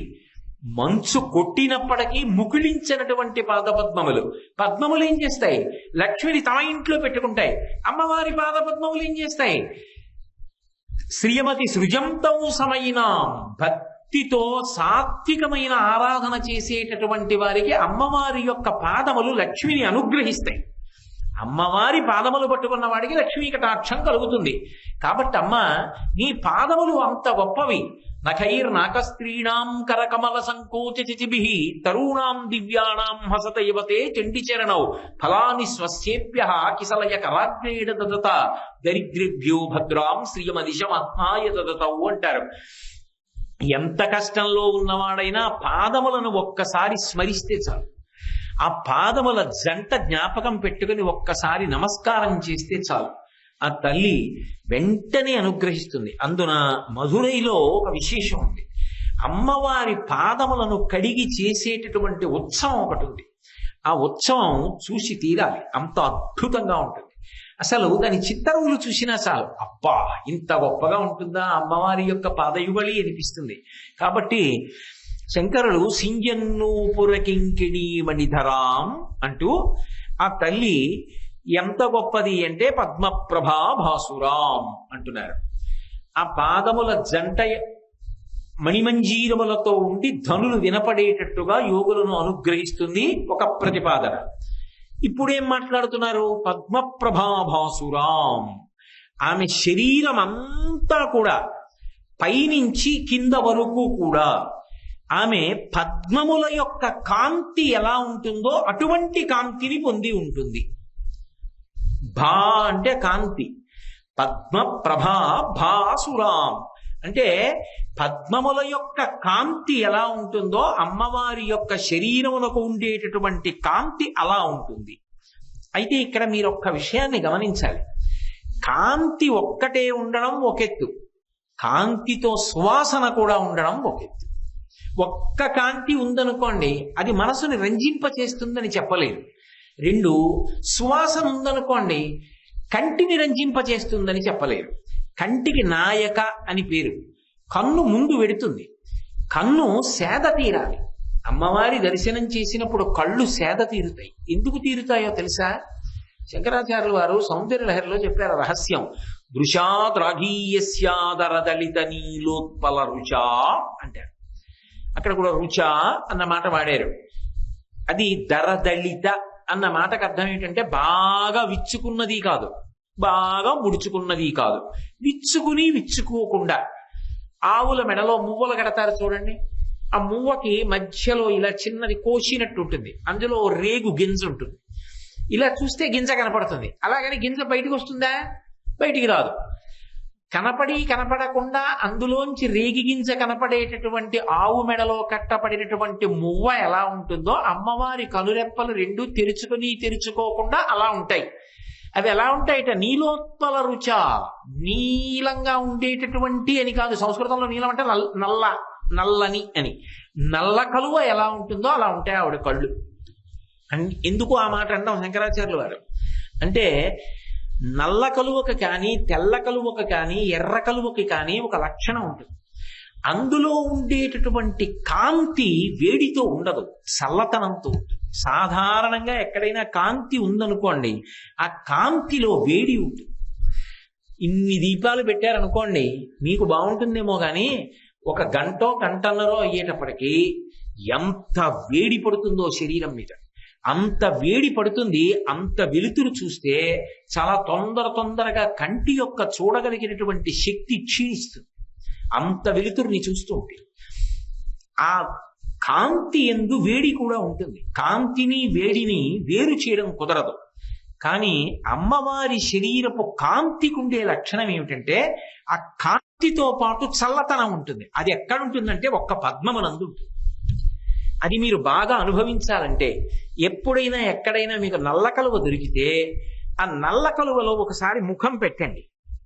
ముఖం పెడితే చల్లగా తగులుతుంది. అది మల్లె పువ్వుల్లో పెట్టారనుకోండి ఒళ్ళు కాలినట్టు. పువ్వులతో పూజ భరించడం ఎంత కష్టమో చూడాలంటే ఓ కేజీ మల్లెపూలు తెచ్చి పాదాల మీద పోసుకుంటే తెలుస్తుంది, బొబ్బలు ఎక్కుతాయి ఒక్కొక్కసారి. అంత వేడి మంటలు వస్తాయి మల్లెపూలలో కాళ్ళు పెడితే. అంతవరకు ఎందుకు కాళ్ళమాట దేవుడు, మల్లెపూలలో చేయి పెట్టి ఉంచండి కాసేపు, మీరు ఉంచలేరు. వేడెక్కిపోయి చెయ్యి మండుతోందని తీసేస్తారు. మిగిలిన పువ్వుల యొక్క కాంతి ఎందు మీకు తెలియకుండానే వేడి ఉంటుంది. ఒక్క పద్మాలలో మాత్రం, కలువలలో మాత్రం, చంద్రప్రకాశానికి వికసిస్తే కలువ అంటారు, సూర్యప్రకాశానికి వికసిస్తే తామర పువ్వు పద్మము అంటారు. ఈ రెండిటి యొక్క కాంతిలో మాత్రం చల్లతనం ఉంటుంది.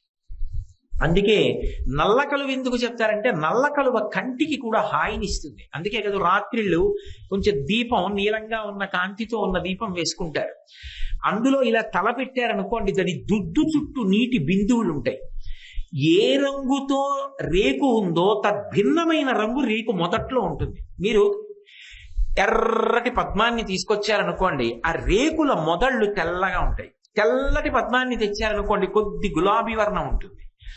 ఆ దుద్దు దగ్గర నీటి బిందువులు ఉంటాయి. అందులో ముఖం పెట్టారనుకోండి చల్లగా ఉంటుంది. ఏదో ఉట్టి చల్లగా ఉందనుకోండి, తడి బట్టేసుకున్నట్టు ఉంటుంది. ఒక గొప్ప సువాసన. అంటే ఇప్పుడు శంకరాచార్యుల వారు ఒకటి చెప్తున్నారు, ఒకటి చెప్పట్లేదు. చెప్పండి మీరు పట్టుకోవాలి. ఎప్పుడు మీరు అనుభవిస్తేనే అందుతుంది, లేకపోతే అందదు. అది శంకరుల యొక్క వైభవం. పద్మాలు ఎలా చల్లగా ఉంటాయో ఆవిడ శరీరం అంత చల్లగా ఉంటుంది అన్నాను అనుకోండి, ఏమైనా అర్థం ఉందే దానికి? ఎలా? అది అనుభవిస్తేనే. అది అనుభవిస్తే అంటే కనీసం పద్మంలో చల్లతనాన్ని అనుభవించి ఆ కాంతికి చల్లతనానికి ఉండే తేడాని మీరు పట్టుకోవాలి కదా. పట్టుకుంటే అమ్మవారిని ధ్యానం చేసినప్పుడు కూడా అంతే. తటిల్లత, ఆమె శరీరం మెరుపు తీగలా ఉంటుంది, కానీ వేడి కాదు, చల్లతనాన్ని వర్షిస్తూ ఉంటుంది. అంత చల్లగా ఉంటుంది ఆ తల్లి. చల్లతనం ఒకటే కాదు, ఆమె యందు శరీరంలో ప్రతి భాగము నుండి సువాసనలు వెదజల్లబడుతూ ఉంటాయి. పద్మ ప్రభాభాసురాం అండంలో కాంతి ఒకటి అని మీరు అనకూడదు. పద్మ శబ్దం ముందుంది కాబట్టి సువాసన కూడా అంతర్లీనమే. ఎందుకని అంటే అమ్మవారి యొక్క జుట్టుకి కూడా సువాసన. అందుకే శంకరాచార్యులు వారు సౌందర్యలహరి చేస్తూ దునూతుద్భాంతం నస్తులిత దళితేందీవరవనం ఘన స్నిగ్ధ శ్లక్షణం చిగుర నికురంబం తపసివే యదీయం సౌరభ్యం సహజముపలబ్ధం సుమనసో.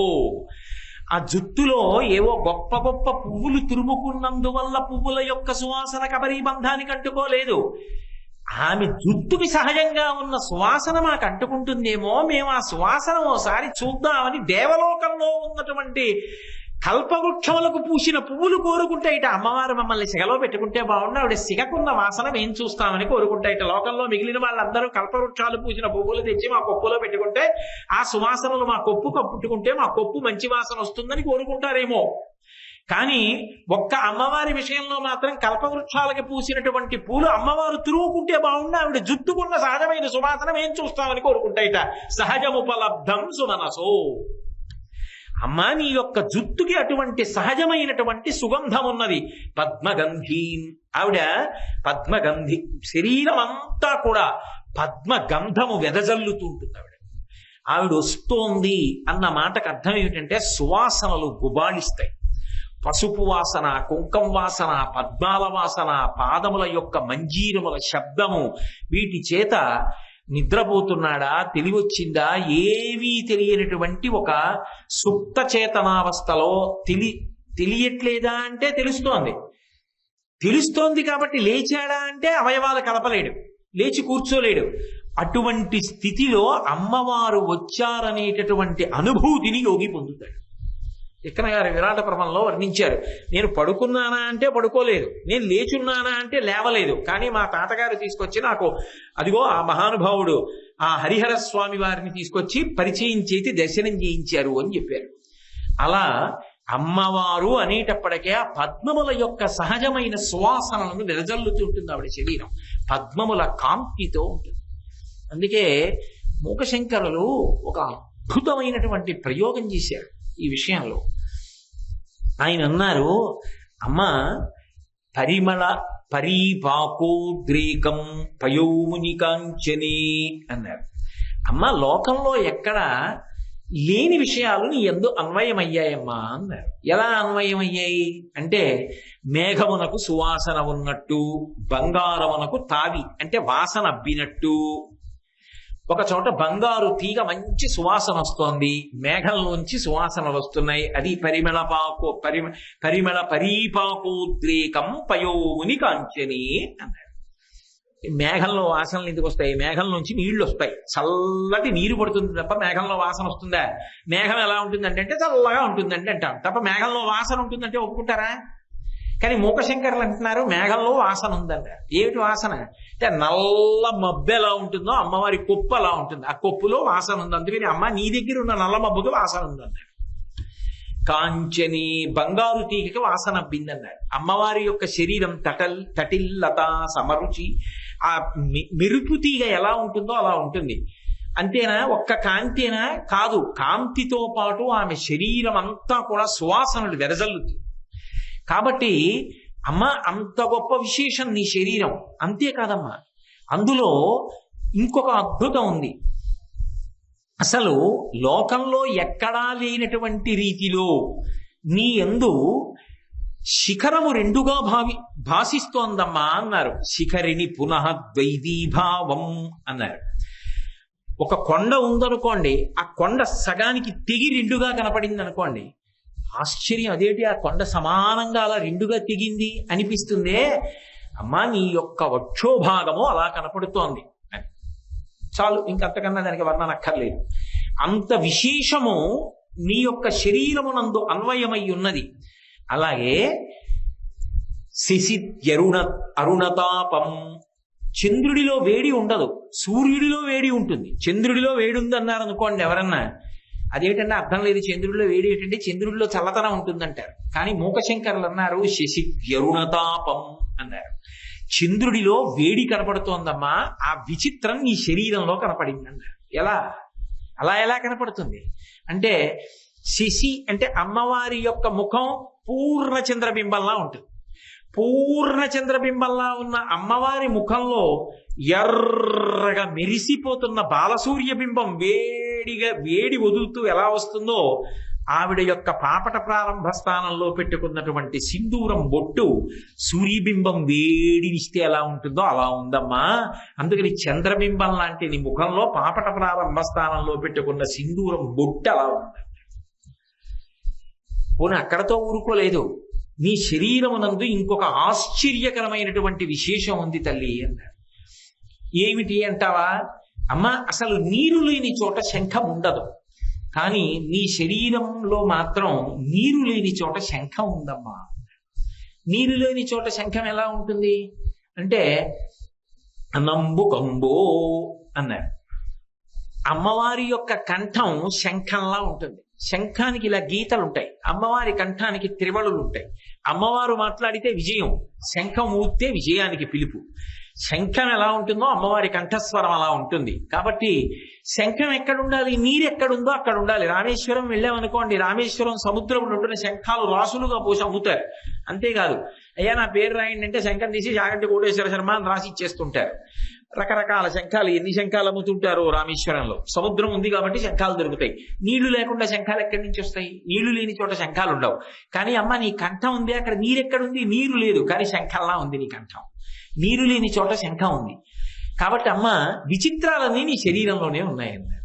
ఇప్పుడు మరి అవన్నీ దృష్టిలో పెట్టుకునే శంకర భగవత్పాదులు ఇది ప్రతిపాదన చేస్తున్నారంటే, కొంత చెప్పాను కదా, పై శ్లోకం చెప్పాను కదా, ఇది శంకరాచార్యుల వారి భావన. ఇప్పుడు కొంచెం పై స్థాయికి తీసుకెడుతున్నారు సాధకుణ్ణి. ఆమె కదిలిన రూపాన్ని చెప్పారు. అందుకని సింజన్ను పురకింకిణి మణిధరాం పద్మ ప్రభాభాసురాం, పద్మముల యొక్క కాంతి ఎలా ఉంటుందో అలా ఆమె శరీరపు కాంతి ఉంటుంది. అసలు ఆ కాంతి వంక చూడగానే ఆ చల్లతనంలో, ఆ సుగంధంలో పసిబిడ్డడైపోయి సాధకుడు ఆ అమ్మవారి దర్శనంలో సమాధి స్థితిని పొందుతాడు. అంత గొప్ప రూపమున్నదానా అని పిలవడానికి పద్మ ప్రభాభాసురాం సర్వాభీష్ట ఫలప్రదాం. సర్వాభీష్ట, అమ్మ ఈ కోర్కె తీర్చగలవు, ఈ కోర్కె తీర్చలేవు అని హద్దు లేదు. అలా నిర్ధారించడం కుదరదు. ఏ కోర్కెనైనా తీర్చగలిగినటువంటి సమర్థత నీ యందున్నది. అందుకే ఆవిడికి కామకోటి అని పేరు. కామకోటి అంటే మీరు ఏ కోరిక కోరండి, ఆ కోరికని తీర్చగలిగినటువంటి శక్తి కలిగిన తల్లి. అందుకే ఆమెయే ఆదిశక్తి. కాబట్టి అంత గొప్ప శక్తి స్వరూపం కనుక అమ్మ నువ్వు తీర్చలేని కోరిక లోకంలో ఏముంటుంది? కాబట్టి సర్వాభీష్ట ఫలప్రదాం. అసలు మీనాక్షి విషయంలో ఒక విచిత్రం ఉంది. మీనాక్షి పరదేవత విషయంలో మీరు ఆవిడ్ని నమ్మి చేయడం కాదు, నమ్మకుండా ఆవిడికి ఉపచారం చేసిన, మీకు తెలియకుండా ఉపచారం చేసిన ఆవిడ రక్షించడం మాత్రం వదిలిపెట్టదు.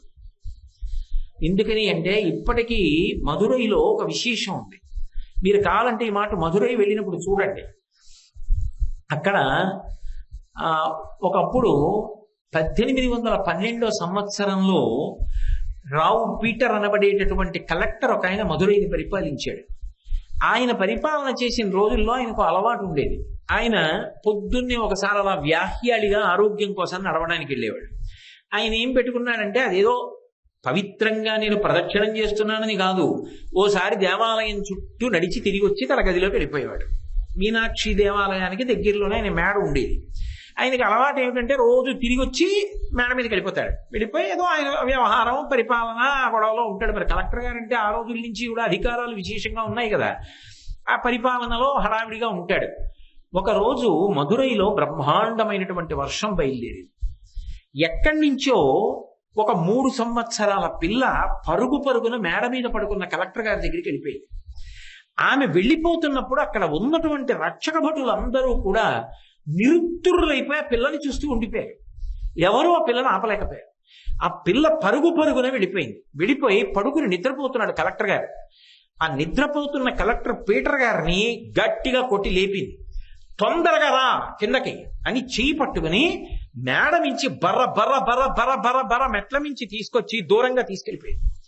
ఆ ఇంట్లోంచి ఆ పిల్ల కలెక్టర్ గారిని దూరంగా తీసుకెళ్లిపోయింది. నిశ్చేష్టులైపోయిన వాళ్ళు ఆపలేదు సరికదా, రక్షక బలగం అంతా కూడా వెనకాల దూరంగా వెళ్ళిపోయింది.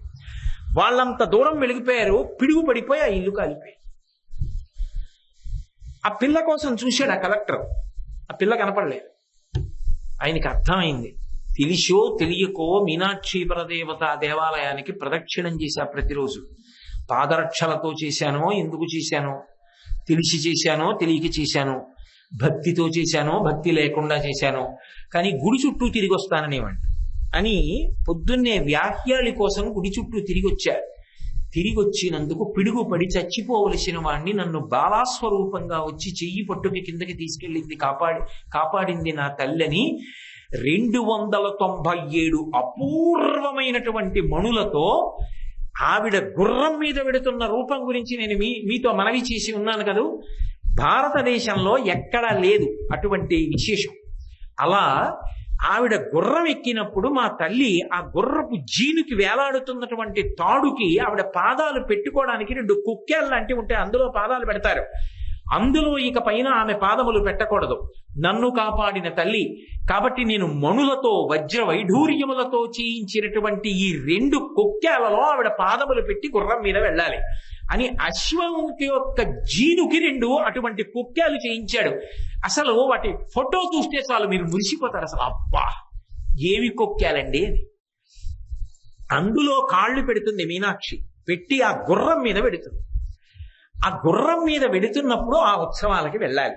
ఆ ఉత్సవాలు ఎప్పుడు ఉన్నాయి ఏమిటి ఆ తేదీలు కనుక్కొని ప్రణాళిక వేసుకుని మధురై వెళ్ళి ఓ 10 రోజులు ఉండి అవన్నీ చూసి వస్తే తప్ప మన జన్మ ఎలా ధన్యం అవుతుంది. కాబట్టి అంత గొప్పగా అశ్వవాహనం మీద వెడుతుంది నా తల్లి సామ్రాజ్ఞిగా. అది ఎవరు ఈ ధర్మానికి చెందినవాడు కాడు. అమ్మవారి గుడి చుట్టూ తిరిగినందుకు పీటర్ అనబడేటటువంటి కలెక్టర్ని కాపాడింది ఆవిడోసారి. సర్వాభీష్ట బలప్రదాం, ఎవరో ఏ దేశానికో చెందిన వర్తకుడు ఓడ ప్రారంభం చేసి ఓడ మీద వ్యాపారానికి వెడుతున్నాడు. వెడుతూ అమ్మవారి గుడి దగ్గరికి వచ్చి, అమ్మాయి ఎంతో డబ్బు ఖర్చు పెట్టి నౌకా నిర్మాణం చేయించాను, ఎక్కడో ఖండాంతరంలో వ్యాపారం చేయడానికి సముద్రంలో బయలుదేరుతున్నాను, ఎన్నో ఉత్పాతములు ఉంటాయి, అమ్మా నా ఓడ నశించిపోకుండా నేను నశించిపోకుండా క్షేమంగా వ్యాపారంలో లాభాలు సంపాదించి తిరిగి వచ్చేటట్టుగా నన్ను అనుగ్రహించు, వచ్చి నీ దర్శనం చేస్తానని, అమ్మా నా ఓడ నీ రూపమే అని నమ్ముకుని సముద్రంలో నువ్వే నన్ను కాపాడుతున్నావని నా ఓడకి నీ పేరు పెట్టుకుంటానని ఆ ఓడ పేరు MVSSM మీనాక్షి. మీరు కావాలంటే మెరైన్ హిస్టరీలో ఉంది ఆ పేరు ఇప్పటికీ. అది ఆ SSM మీనాక్షి అని పేరు పెట్టుకున్నాడు ఆ నౌకకి. పెట్టుకుని అందులో వ్యాపారానికి వెళ్ళాడు. వెళితే నిజంగా సముద్రంలో ఎన్ని తుఫాన్లు వచ్చాయో ఆ నౌకతో వెళ్ళిన నౌకలన్నీ మునిగిపోయాయి. ఆ ఒక్క నౌక విపరీతంగా లాభాలు సంపాదించుకుని యజమాని తిరిగి వచ్చాడు. తిరిగి వచ్చి అమ్మవారికి నైవేద్యం పెట్టడానికి పెద్ద వెండి గంగాళం చేయించాడు. ఆ వెండి గంగాళంలోనే అమ్మవారికి నైవేద్యాలు పెట్టాయి ఇప్పటికీ. సర్వాభీష్ట ఫలప్రదాం, ఆ తల్లి రక్షించనిది ఎవరిని? ఒకానొకప్పుడు వరగుణ పాండ్యన్ అని పేరు కలిగినటువంటి రాజు ఆ మధురై రాజ్యాన్ని పరిపాలన చేస్తున్నాడు. ఆ పరిపాలన చేసేటటువంటి రోజులలో ఆయన ఒక రోజున రథం మీద వెళ్ళిపోతున్నాడు. ఆయన నిజంగా పేరుకి తగ్గవాడు, వరగుణ పాండ్యన్, మంచి గుణములు కలిగినవాడు. కానీ పాపం ఆయన దోషం లేదు. ఒక బ్రాహ్మణుడు, మహావిద్వాంసుడు, సరస్వతి స్వాధీనుడు, అపారమైనటువంటి వినయము కలిగినటువంటి వాడు. మహారాజు గారు అలా వెళ్ళిపోతుంటే అక్కడ నిలబడ్డాడు. సటుక్కున గుర్రాలు అదుపు తప్పి ఆ రథం ఇటు తిరగడంలో ఆయన కింద పడ్డాడు. ఆయన నుంచి రథం వెళ్ళిపోయింది, ఆయన మరణించాడు. ఈ దోషం ఎలా పోతుందని అడిగాడు. ఓ బోలెడన్ని శాంతులు చెప్పారు, దానాలు చెప్పారు, అన్నీ చెప్పాడు. ఏవి చేసినా రాజుకు మనశ్శాంతి కలగల. నిస్తేజంగా అయిపోయాడు. ఎప్పుడూ ఏదో బెంగ పెట్టుకున్న వాడిలా ఉండేవాడు. ఆయన భార్య మంత్రిమండలి సలహా చెప్పారు, అలా కాదు, పిలిస్తే పలికే దైవం మీనాక్షి సోమసుందరులు, దేవాలయానికి వెళ్ళి వాళ్ళని ప్రార్థన చెయ్యండి, మీ దోషం పోయే మార్గం చెప్పమని అడగండి అన్నారు. వెళ్ళి దేవాలయంలో కూర్చుని కన్నీళ్లతో ప్రార్థన చేశాడు. నేను చేసిన పాపం ఎలా పోతుంది? ఒక విద్వాంసుణ్ణి తెలిసో తెలియకో, కావాలని కాదు, కానీ నా రథం వెళ్ళింది, మరణించాడు, నన్ను అనుగ్రహించి నా పాపం నుంచి నన్ను విమోచన చేయమని ప్రార్థన చేశాడు. చేస్తే సోమసుందరుడు మాట్లాడాడు, నువ్వు బెంగ పెట్టుకోకు, ఇప్పుడే ఈ దేవాలయం నుంచి బయలుదేరి నువ్వు ప్రయాణం చేసి వెళ్ళిపోతూ ఉండగా నీ ప్రమేయం లేకుండా నీ యొక్క గుర్రం, నీ పరివారం అలా వెడుతుండగా ఒక క్షేత్రాన్ని చేరుకుంటారు. దాని పేరు తిరువిడై మరుదూరు, మధ్యార్జునం అంటారు. కంచి కామకోటి పీఠాధిపత్యం వహించిన మహాపురుషులు చంద్రశేఖరేంద్ర సరస్వతి మహాస్వామి వారికి అత్యంత ప్రీతిపాత్రమైన క్షేత్రం. ఆ తిరువిడై మరుదూరు చేరుకుంటావు. అందులోకి వెళ్ళిన తర్వాత తూర్పు ద్వారంలోంచి లోపలికి వెళ్ళి దర్శనం చేసుకుని పశ్చిమ ద్వారంలోంచి బయటికి వెళ్ళిపో, నీ పాపం పోతుంది అన్నారు. మహారాజు గుర్రం ఎక్కి కూర్చున్నాడు. ఈశ్వర శాసనం అది తిరువిడై మరుదూరు వెళ్ళిపోయింది. ఆ మధ్యార్జున వెళ్ళిన తర్వాత రాజు తూర్పు ద్వారం దగ్గర దిగాడు. ఇప్పటికీ ఆ క్షేత్రంలో అదే ఆచారం. నేను దర్శనానికి వెళ్ళినప్పుడు కూడా అదే ఆచారం. వెళ్ళాం కదా మనం. ఆ క్షేత్రం లోపలికి వెడుతున్నప్పుడు ఒక లక్షణం ఉంది. శివపార్షదులు ఏం చేస్తారంటే మనిషిని ఆవహించి ఉన్న పాపములను అక్కడ నిలబెట్టేస్తారు. ఆ లోపలికి వెళ్ళిన తర్వాత అవి కదలడానికి అవకాశం ఇవ్వరు. ఇంకా ఆ వ్యక్తి ఎట్నుంచి వెళ్ళాడో అట్నుంచి బయటికి రాడు. పశ్చిమ ద్వారంలోంచి కానీ ఇతర ద్వారంలోంచి కానీ వెళ్ళిపోతాడు. వెళ్ళిపోతే పాపములు అక్కడే నశించిపోతాయి. అంటే అస్తమానం చేసి అలా వెళ్ళమని కాదు. ఈశ్వరుడు అంత అమాయకుడు వాడు, రానివ్వడు కూడా. మనసు మారాలి. చేసిన పాపం పోగొట్టుకుని సమాజం కోసం బ్రతకడం అలవాటు కావాలని కోరుకోవాలి. అప్పుడు ఈశ్వర అనుగ్రహం కలుగుతుంది. కాబట్టి ఆ తిరువడైమరుదూరు క్షేత్రంలోకి ప్రవేశించాడు మహారాజు. తూర్పు ద్వారంలోంచి లోపలికి వెళ్ళాడు, పశ్చిమ ద్వారంలోంచి బయటికి వెళ్ళాడు. పోయిందంతే.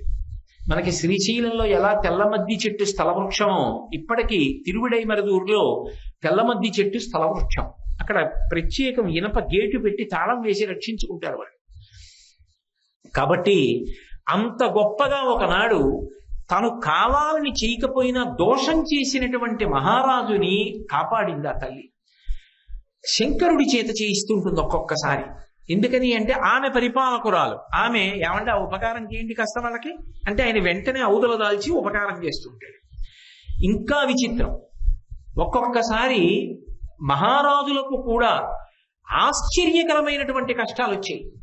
ఎందుచేత అంటే ఒకప్పుడు ఆ పాండ్యరాజు మధురైని పరిపాలన చేస్తున్నటువంటి రోజుల్లో ఉత్తర భారతదేశం నుంచి యమనాథన్ అని పేరు కలిగినటువంటి ఒక గొప్ప సంగీత విద్వాంసుడు వచ్చాడు. ఆయన వచ్చి నేను ఆలాపన చేస్తాను, ఇన్ని రాగాలు పాడతాను అని చెప్పి ఆయన సంగీతాన్ని ఆ మహారాజు ముందు ప్రదర్శించాడు. నిజమే, ఆయనలా పాడగలిగిన వాళ్ళు ఎవరు ఉండరు.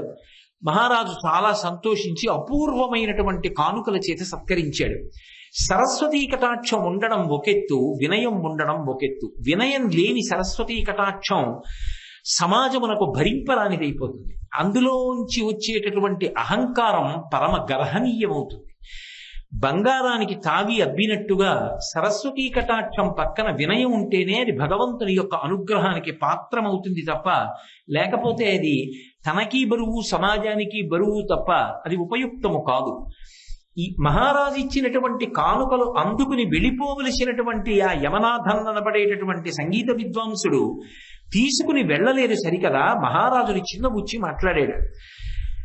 అసలు నా వంటి విద్వాంసుడు మీ రాజ్యంలో ఎక్కడైనా ఒకడు ఉంటే కదా, ఉండి ఎప్పుడైనా సంగీతం వింటే కదా అసలు నా సంగీతానికి ఎంత బహుమతులు ఇవ్వాలనేటటువంటి విషయం నీకు ఎరుకలోకి వచ్చేది. మహారాజు చాలా చిన్నబుచ్చుకున్నాడు. వీడికి సరస్వతీ కటాక్షం ఉంది, కానీ వీడికి వినయం లేదు.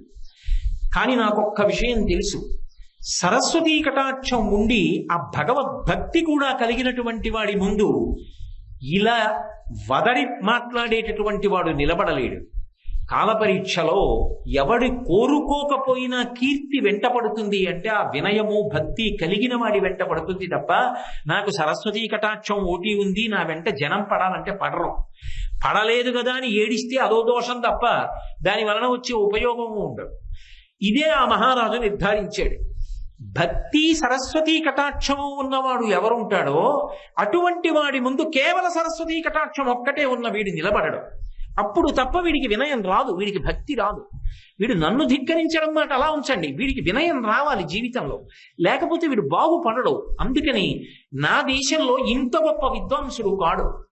ఇంత గొప్ప విద్వాంసుడు కాకపోయినా అపారమైనటువంటి భక్తి తత్పరుడైనటువంటి విద్వాంసుడు ఒక ఆయన ఉన్నాడు. కాబట్టి నేను ఆయన్ని పిలుస్తాను అని చెప్పి ఆయనకి కబురు చేశాడు. కబురు చేస్తే ఆయన ముందు భయపడ్డాడు. పాణివట్టరన్ ఆయన పేరు. పాణివట్టరన్ అని పిలువబడేటటువంటి విద్వాంసుణ్ణి పిలిచి రేపటి రోజున సాయంకాలం నువ్వు ఈయనతో సంగీతంలో పోటీ పడాలన్నాడు. ఆ వచ్చినటువంటి యమనాథం పేరు వినగానే పాపం ఈయనకి కూడా భయం వేసింది. సామాన్యుడు కాడే, అపారమైన విద్వాంసుడు, ముఖాముఖి సంగీతంలో ఈయన్ని నేనేం తట్టుకుంటాను. కానీ ఆయన మహారాజు శాసనం కాదనకూడదు, దేశ గౌరవం. ఆయన ఎవ్వరికీ చెప్పలేదు. తిన్నగా మీనాక్షి పరదేవత దేవాలయంలో వెళ్ళాడు. భారతదేశంలో ఎక్కడా లేని విధంగా ఒక్క మీనాక్షి దేవాలయంలో ఒక విశేషం ఉంది. గోడ మీద ఒక యంత్రం ఉంటుంది, అందులో సంగీతంలో రాగాలకి సంబంధించిన నొటేషన్స్ అన్నీ ఉంటాయి. గురు శిష్యులు ఇద్దరు కింద కూర్చుంటే పైన చూస్తూ నొటేషన్స్ చెప్తూ రాగాలు నేర్పుతారు. అంత గొప్పగా లిఖించారు యంత్రంలోకి. అది ఒక్క మధురైలోనే కనపడుతుంది. మధురై సంగీతానికి పెట్టింది పేరు. ఆ తల్లి సరస్వతీ స్వరూపం, ఆమె ఏమి కాదు కనుక ఆయన వెళ్ళి మీనాక్షి పరదేవత ముందు, సోమసుందరుడి ముందు నమస్కారం చేసి, అయ్యా నేను ఆయనంత విద్వాంసుణ్ణి కాను, నాకు ఆయన వచ్చినంత చదువు రాదు, మిమ్మల్ని నమ్ముకుని నేను సంగీతం నేర్చుకుని మీ మీద 4 పాటలు పాడుతున్నాను. కానీ ఇవాళ అనుకోని రీతిలో అటువంటి విద్వాంసుడిని ఢీకొట్టవలసి వచ్చింది. నా యొక్క యోగక్షేమములు మీరే చూడాలి. నేను గెలిచి దేశం యొక్క గెలుపుగా మారి దేశం యొక్క వైభవం మీరు నిలబెట్టాలి. యథార్థమునకు నేను ఆయనంత విద్వాంసుణ్ణి కాను, కానీ నన్ను మీరు నిలబెట్టాలని అడిగాడు తప్ప ఆయన అహంకారం గురించి ఆయన మాట్లాడలేదు. అది ఆయన వినయం. వెళ్ళిపోయాడు ఇంటికి. రేపు పొద్దున్న పరీక్ష. ఆ రోజు సాయంకాలం ఈ యమనాథన్ అనబడేటటువంటి విద్వాంసుడు మహారాజు ఇచ్చినటువంటి ఒక విడిది గృహంలో ఉన్నాడు. ఒక కట్టెలు కొట్టుకుని వెళ్ళిపోతున్నటువంటి ఒక సామాన్యమైనటువంటి వ్యక్తి ఆయన ఉన్నటువంటి ఇంటి అరుగు మీద ఆ కట్టెల మోపు దింపి తలపాగా విప్పి దులిపి కాసేపు ప్రశాంత పడడానికి ముఖం తుడుచుకుని చేతులు తుడుచుకుని అరుగు మీద కూర్చుని ఓ రాగం పాడడం మొదలుపెట్టాడు. లోపల ఉన్నటువంటి యమనాథన్ విన్నాడు. అబ్బా, అద్భుతంగా ఉంది ఈ రాగం, ఏదో అసలు ఎప్పుడు వినలేదే, అసలు ఆ కీర్తన ఏమిటి అంత గొప్పగా ఉంది, రాగం ఏమిటి అంత గొప్పగా ఉంది అని బయటికి వచ్చాడు. బయటికి వచ్చి విన్నాడు. ఆయన ఏదో కొద్దిగా పాడి వదిలిపెట్టేశాడు. ఏమయ్యా నువ్వు పాడిన రాగం ఏమిటి, ఆ కీర్తన ఏమిటి, ఎక్కడిది, నీ గురువు ఎవరు, ఎలా నేర్చుకున్నావు అన్నాడు. ఆయన అన్నాడు, నేను పాణిపట్టరం యొక్క శిష్యుణ్ణి. శిష్యుణ్ణి అని చెప్పడం కన్నా అర్హత పోయిన శిష్యుణ్ణి అని చెప్పడమే ఉచితం. ఎందుకని అంటే ఆయన దగ్గర సంగీతం నేర్చుకుందామని వెళ్ళాను. పాపం మా గురువు గారి తప్పు లేదు, రాత్రింబవళ్ళు కష్టపడి పాఠం చెప్పారు. కానీ నాకు అసలు కంఠం విప్పి పాఠం రాలేదు. ఆయన ప్రయత్నించి ప్రయత్నించి ప్రయత్నించి, ఒరే మిగిలిన శిష్యుల్లా నువ్వు పాడలేకపోతున్నావు, నీ జన్మ పాడడానికి పుట్టలేదురా, కాబట్టి బెంగ పెట్టుకోకు, నీ శరీర పోషణకి వేరు వృత్తి ఎంచుకో అని పంపించేశారు. మా గురువు గారు పాపం నా ఆర్తి చూసి పాట నేర్పాలని కొన్ని నెలలు పరిశ్రమిస్తే నాకు ఇదిగో ఈ పాటి సంగీతం వచ్చింది. మా గురువు గారి దగ్గర నిజంగా శిష్యులు అనిపించుకున్న వాళ్ళు, శిష్యుల్లో ఉద్దండులు అనిపించుకున్న వాళ్ళు, ఆ శిష్యులకు పాఠం చెప్పే మా గురువు గారు వీణ పట్టుకు పాడుతుంటే సరస్వతి పాడుతున్నట్టుంటుంది. నేను పాడితేనే మీకు ఇలా ఉందే అని ఆ కట్టెల మోపు తల మీద పెట్టుకుని వెళ్ళిపోయాడు. లోపల ఉన్న యమనాథన్ ఆలోచించాడు, అసలు పాణిపట్టరం దగ్గర సంగీతం నేర్చుకోవడానికి పనికి రాకుండా పోయి కట్టెలు కొట్టుకుని అమ్ముకుని శరీరాన్ని పోషించుకుంటున్నటువంటి ఒక వ్యక్తి పాడినటువంటి రాగంలోని ఆలాపన ఇలా ఉంటే, ఇంకా శిష్యులతో వచ్చి రేపు పొద్దున్న రాజ్యసభలో కూర్చొని ఆయన పాట పాడితే నా బ్రతుకు ఏమైపోతుంది? నేనేం పాడతాను? అసలు పాడడం కాదు, ఆయన పాట వింటూ అలా ఉండిపోతాను. ఎందుకు వచ్చిన గొడవ రేపు తెల్లవారే వరకు ఊళ్ళో ఉండదని మోటా ముల్లే సర్దుకుని ఎవరు గుర్తుపట్టకుండా తలపాకా చుట్టుకుని రాత్రి మధురై విడిచిపెట్టి వెళ్ళిపోయాడు. మరునాడు పొద్దున్న మామూలుగా పాణిపట్టరం సభకి వెళ్ళాడు. కబురు చేయండి, విడిది నుంచి గౌరవంగా తీసుకురండి అన్నారు. ఏడి రాత్రికి రాత్రి మూట సర్ది వెళ్ళిపోయాడు అన్నారు. సుందరేశ్వరుడి యొక్క లీల, మీనాక్షి పరదేవత యొక్క లీల సర్వాభీష్ట వరప్రదాం. దేశం యొక్క కీర్తిని కాపాడిందా? వినయం ఎక్కడ ఉంటుందో అక్కడ నేనున్నాను సుమా, నేను కాపాడుతాను సుమా, బెంగ పెట్టుకోకండి అని ఆ తల్లి సర్వకాలముల యందు సర్వ దేశముల యందు అందరికీ కూడా అభయం ఇవ్వడానికి సిద్ధంగా ఉందా? అందుకు మూకశంకరులు అంటారు మూకపంచశతిలో, హేరంబీచ గుహీచ హర్షభరితం వాత్సల్యమంకూరయన్ మారద్రోహిణి పూరుషే సహభువం ప్రేమాంకురం వ్యంజయన్ ఆనమ్రేషు జనీషు పూర్ణ కరుణా వైదగ్ధ్యముత్తాలయ కామాక్షి స్మిత మంజరీ తవ కథం కారం మయా కథ్యతే అంటారు. అమ్మా, నీకు భర్త ఉన్నాడు, ఆయనంటే అపారమైన ప్రేమ. మారద్రోహిణి పురుషే సహభువం, అందరికీ భర్తలుంటారు. కానీ మీ ఆయన కాముణ్ణి కాల్చిన వాడిని తీసుకొచ్చి భర్తగా కూర్చోబెట్టుకున్నావు. అందరిలా కామం ఉన్న పురుషుడు కాడు మా ఆయన, కాముణ్ణి కాల్చినవాడు, నా తపస్సుకి మెచ్చి భర్త అయ్యాడు అని నువ్వు పొంగిపోతుంటావు మీ ఆయన్ని చూసుకుని. అటువంటి భర్త కాముణ్ణి కాల్చాడు, కాలుణ్ణి చంపాడు. అటువంటి వాడు లోకంలో ఇంకెక్కడున్నాడు? అంత గొప్ప భర్త. హేరంబేచ, పెద్ద కొడుకు విఘ్నేశ్వరుడు చూస్తే ఆదో పూజ్యో గణాధిప, మహానుభావుడు, ఎప్పుడూ తండ్రి పక్కన ఉంటాడు. హేరంబుడిని పేరు. కాబట్టి తల్లి కొడుకుని కన్నప్పుడు ఏం కోరుకుంటుంది? తండ్రి గారి పక్కన ఉండి ఆసరా కావాలి అని కోరుకుంటుంది. ఆసరాయి ఎప్పుడూ తండ్రి పక్కన ఉన్నాడు. ఆయనకి చేయడానికి ఏమీ లేదు. గుహేచ, రెండవ వాడు గుహుడు. గుహుడు అంటే ఆత్మగుహ, మహాజ్ఞాని, సుబ్రహ్మణ్యుడు, జ్యోతిస్వరూపంగా ఉంటాడు. నువ్వు ఆదిశక్తివి. కానీ అమ్మా, లోకంలో ఏ స్త్రీకైనా అంత శక్తి ఉంటే ఏమనిపిస్తుంది? మా ఆయనకి ఏమైనా చేసి పెడదామని ఉంటుంది. మీ ఆయనకి ఏమైనా చేసి పెట్టడానికి ఆయనకి ఏం కావాలమ్మా? నీకన్నా శక్తివంతుడు ఆయన. పోనీ పెద్ద అబ్బాయికి ఏమైనా చేసి పెడతామంటే ఎందులో వెనకబడ్డాడని చేసి పెడతావు? అన్నీ వచ్చు, సమస్త విద్యలకు ఆలవాలం, సిద్ధి బుద్ధి ఆయన భార్యలు. పోనీ చిన్న కొడుక్కి ఏమైనా చేద్దామంటే సాక్షాత్తు జ్ఞానస్వరూపం, ఆయనకి ఏం చేయాలి?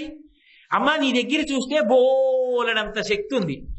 పోయి ఇంట్లో వాళ్ళకి ఏమైనా చేద్దామంటే భర్తకి అక్కర్లేదు, పిల్లలకి అక్కర్లేదు, వాళ్ళు అంత గొప్ప వాళ్ళు అయిపోయారు, నీకు తృప్తి. మరి ఏం చేస్తావు అంటే, ఎవడైనా వచ్చి ఇలా అని అమ్మా నాకు కావాలనేవాడు ఉంటాడేమో, వాడికి ఇచ్చేద్దామని చూస్తున్నావు. ఆనమ్రేషు జనేషు పూర్ణ కరుణా వైదగ్ధ్యముత్తాలయ, ఇలా అంటే చాలమ్మా నీ దగ్గరికి వచ్చి సర్వాభీష్టవరప్రదాం, వాళ్ళ కోరికలు తీర్చడానికి సిద్ధంగా ఉంటావు. కాబట్టి ఆ అమ్మవారి యొక్క అనుగ్రహం అంత గొప్పగా ఉంటుందని నేను ఏదో అక్కడక్కడ మధురై చరిత్రలోంచి కొన్ని సందర్భాలని మీకు మనవి చేస్తున్నా. ఎందుకంటే ఆవిడ మీనాక్షి పరదేవతగా, ఆవిడ సోమసుందరుడు కలిసి ఎంతమంది భక్తులకు ఎన్ని కోరికలు తీర్చారో ఆ మధురై చరిత్ర చదువుతుంటే, ఆ భక్త విలాసాలు చదువుతుంటే ఆశ్చర్యంగా ఉంటుంది. కాబట్టి అటువంటి తల్లి కనుక సర్వాభీష్ట బలప్రదాం గిరిసుతాం. అమ్మా, నువ్వు కూతురై వస్తే నిజంగా అవతలవాడి ఘనత వల్ల కూతురిగా నిన్ను కన్నాడా? అవతలవాడికి కూతురై వచ్చి ఘనత పెంచావా? ఘనత పెంచావు.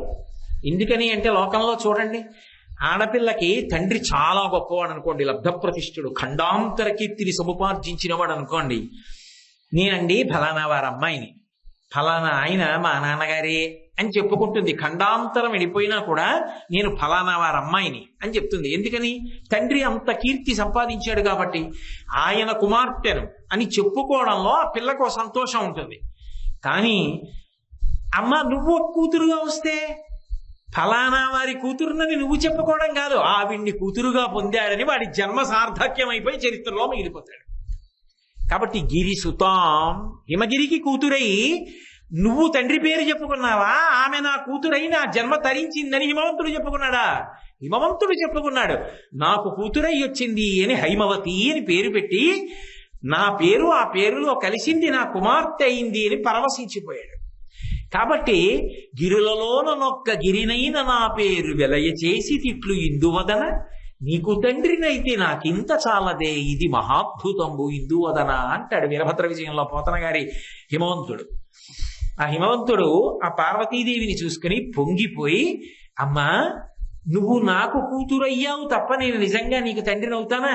సాధ్యమా అమ్మా నిన్ను కూతురుగా పొందడం? అనుగ్రహించావు, నీకు కూతురుగా వస్తాను లేరా అన్నావు. వస్తే ఏమైంది అంటే, కరాగ్రీణ స్పృష్టం దుహిణగిరినా అని శంకరాచార్యులు వారి సౌందర్యలహరిలో అన్నట్టుగా, లోకంలో అందరూ అన్నపూర్ణమ్మ దగ్గరికి వెళ్ళి భిక్షాం దేహి కృపావలంబనకరి మాతా అన్నపూర్ణేశ్వరి అంటారమ్మా, అన్నం పెట్టమ్మా అంటారు. ఇప్పుడు హిమవంతుడు తండ్రి అయితే ఏం చేశాడు?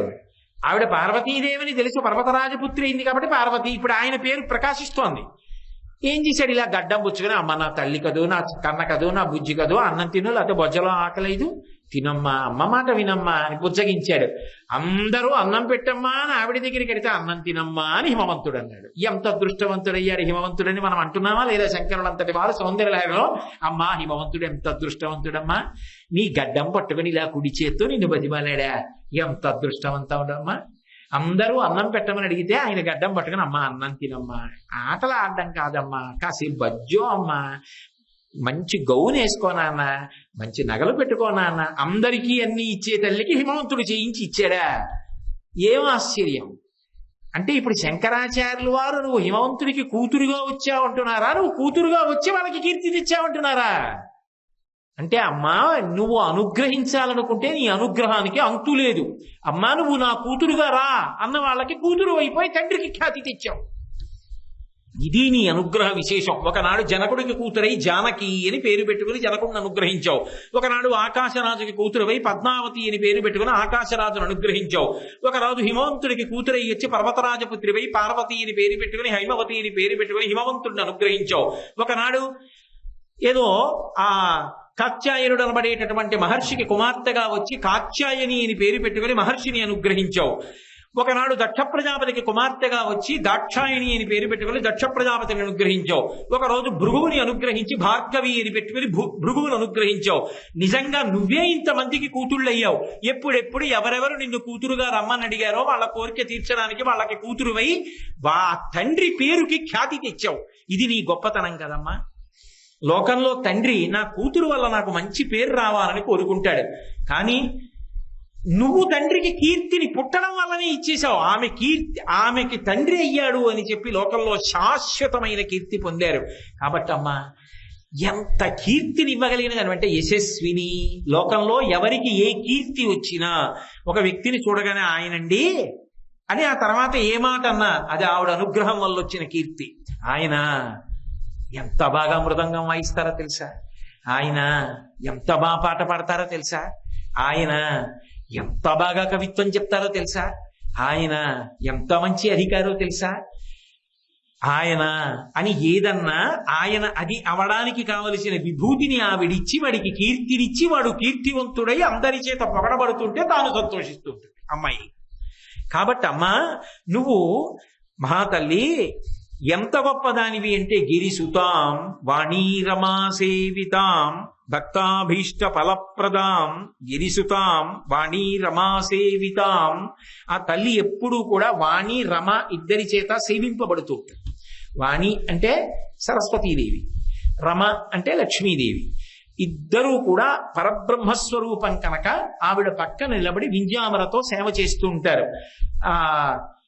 వ్యాస భగవానుడు కూడా లలితా సహస్రనామ స్తోత్రం చేస్తున్నప్పుడు సచామర రమావాణి సవ్యదక్షిణ సేవిత అంటాడు. కుడి చేతి పక్కన సరస్వతీదేవి ఉంటుంది, ఎడం చేతి పక్కన లక్ష్మీదేవి ఉంటుంది. ఎడం చేతి పక్కన ఉన్న వాళ్ళకన్నా కుడి చేతి పక్కన ఉన్న వాళ్ళు ప్రధానులు అని గుర్తు. కుడి చేతి పక్కన సరస్వతీదేవిని ఎందుకు ఉంచుతారంటే సరస్వతీ కటాక్షం లేని లక్ష్మీ కటాక్షం భయహేతు, పతనహేతు. బోలెడు డబ్బుంది, దేనికి ఖర్చు పెట్టాలో తెలియదు, తప్పుగా ఖర్చు పెట్టాడు అనుకోండి పాపం, పైగా ఎక్కడ సంతకం పెట్టాలన్నా భయం. సరస్వతీ కటాక్షం ఉందనుకోండి, లక్ష్మీ కటాక్షం లేకపోవడం ఉండదు.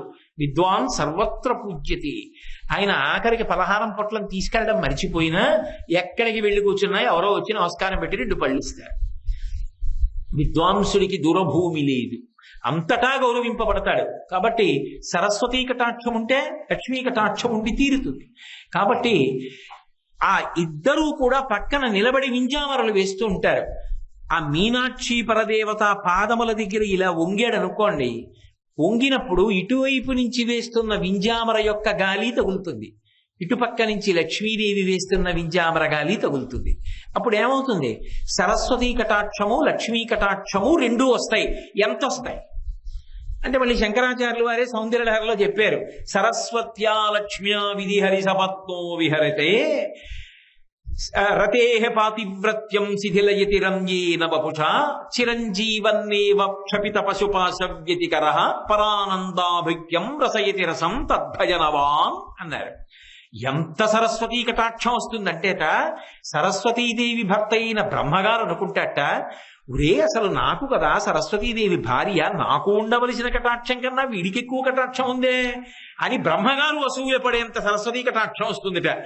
అదేమిటి లక్ష్మీదేవి కటాక్షం నాకుండవలసిన దానికన్నా వీడికి ఎక్కువ ఉంది అని విష్ణు అసూయపడవలసినంత లక్ష్మీ కటాక్షం వస్తుందిట. ఎంత ఉన్నా పగలు చూస్తే రాత్రి కల్లోకి వచ్చేంత భయంకరమైన రూపం అనుకోండి, ఉపయోగం ఏముంది? అలా కాకుండా రతీదేవి పాతివ్రత్యం శిథిలమయ్యేంత అందగాడవుతాట. అంటే లోకంలో అందగాడు అంటే మన్మధుడిని చెప్తారు. మన్మధుడి భార్య అయిన రతీదేవి ఆ పురుషుణ్ణి చూసి అబ్బమ్మా ఆయన కన్నా బాగున్నాడే అంటుందిట. అలా పరపురుషుణ్ణి పొగడ్డం మరి పాతివ్రత్యం శిథిలమైందిగా. అందుకని రతేహ పాతివ్రత్యం శిథిలయతి రంజేన వపుషా, అంత అందం వచ్చి చిరంజీవన్నేవ చాలా కాలం దీర్ఘాయుష్మంతుడై కొడుకులు మనవలు మునిమనవల్ని చూసి క్షపిత పశుపాశం వ్యతికరహ, అజ్ఞానం పోయి జ్ఞానం కలిగి నేను కేవలము జీవుడను కాను, నేనే బ్రహ్మము అని తెలుసుకుని జీవ బ్రహ్మైక్య స్థితిని పొంది ఆ జ్ఞానము వలన ఇక్కడే మోక్షాన్ని పొంది చిట్ట చివర శరీరం పడిపోయిన తరువాత వచ్చేటటువంటి మోక్షం విదేహ మోక్షం అంటారు.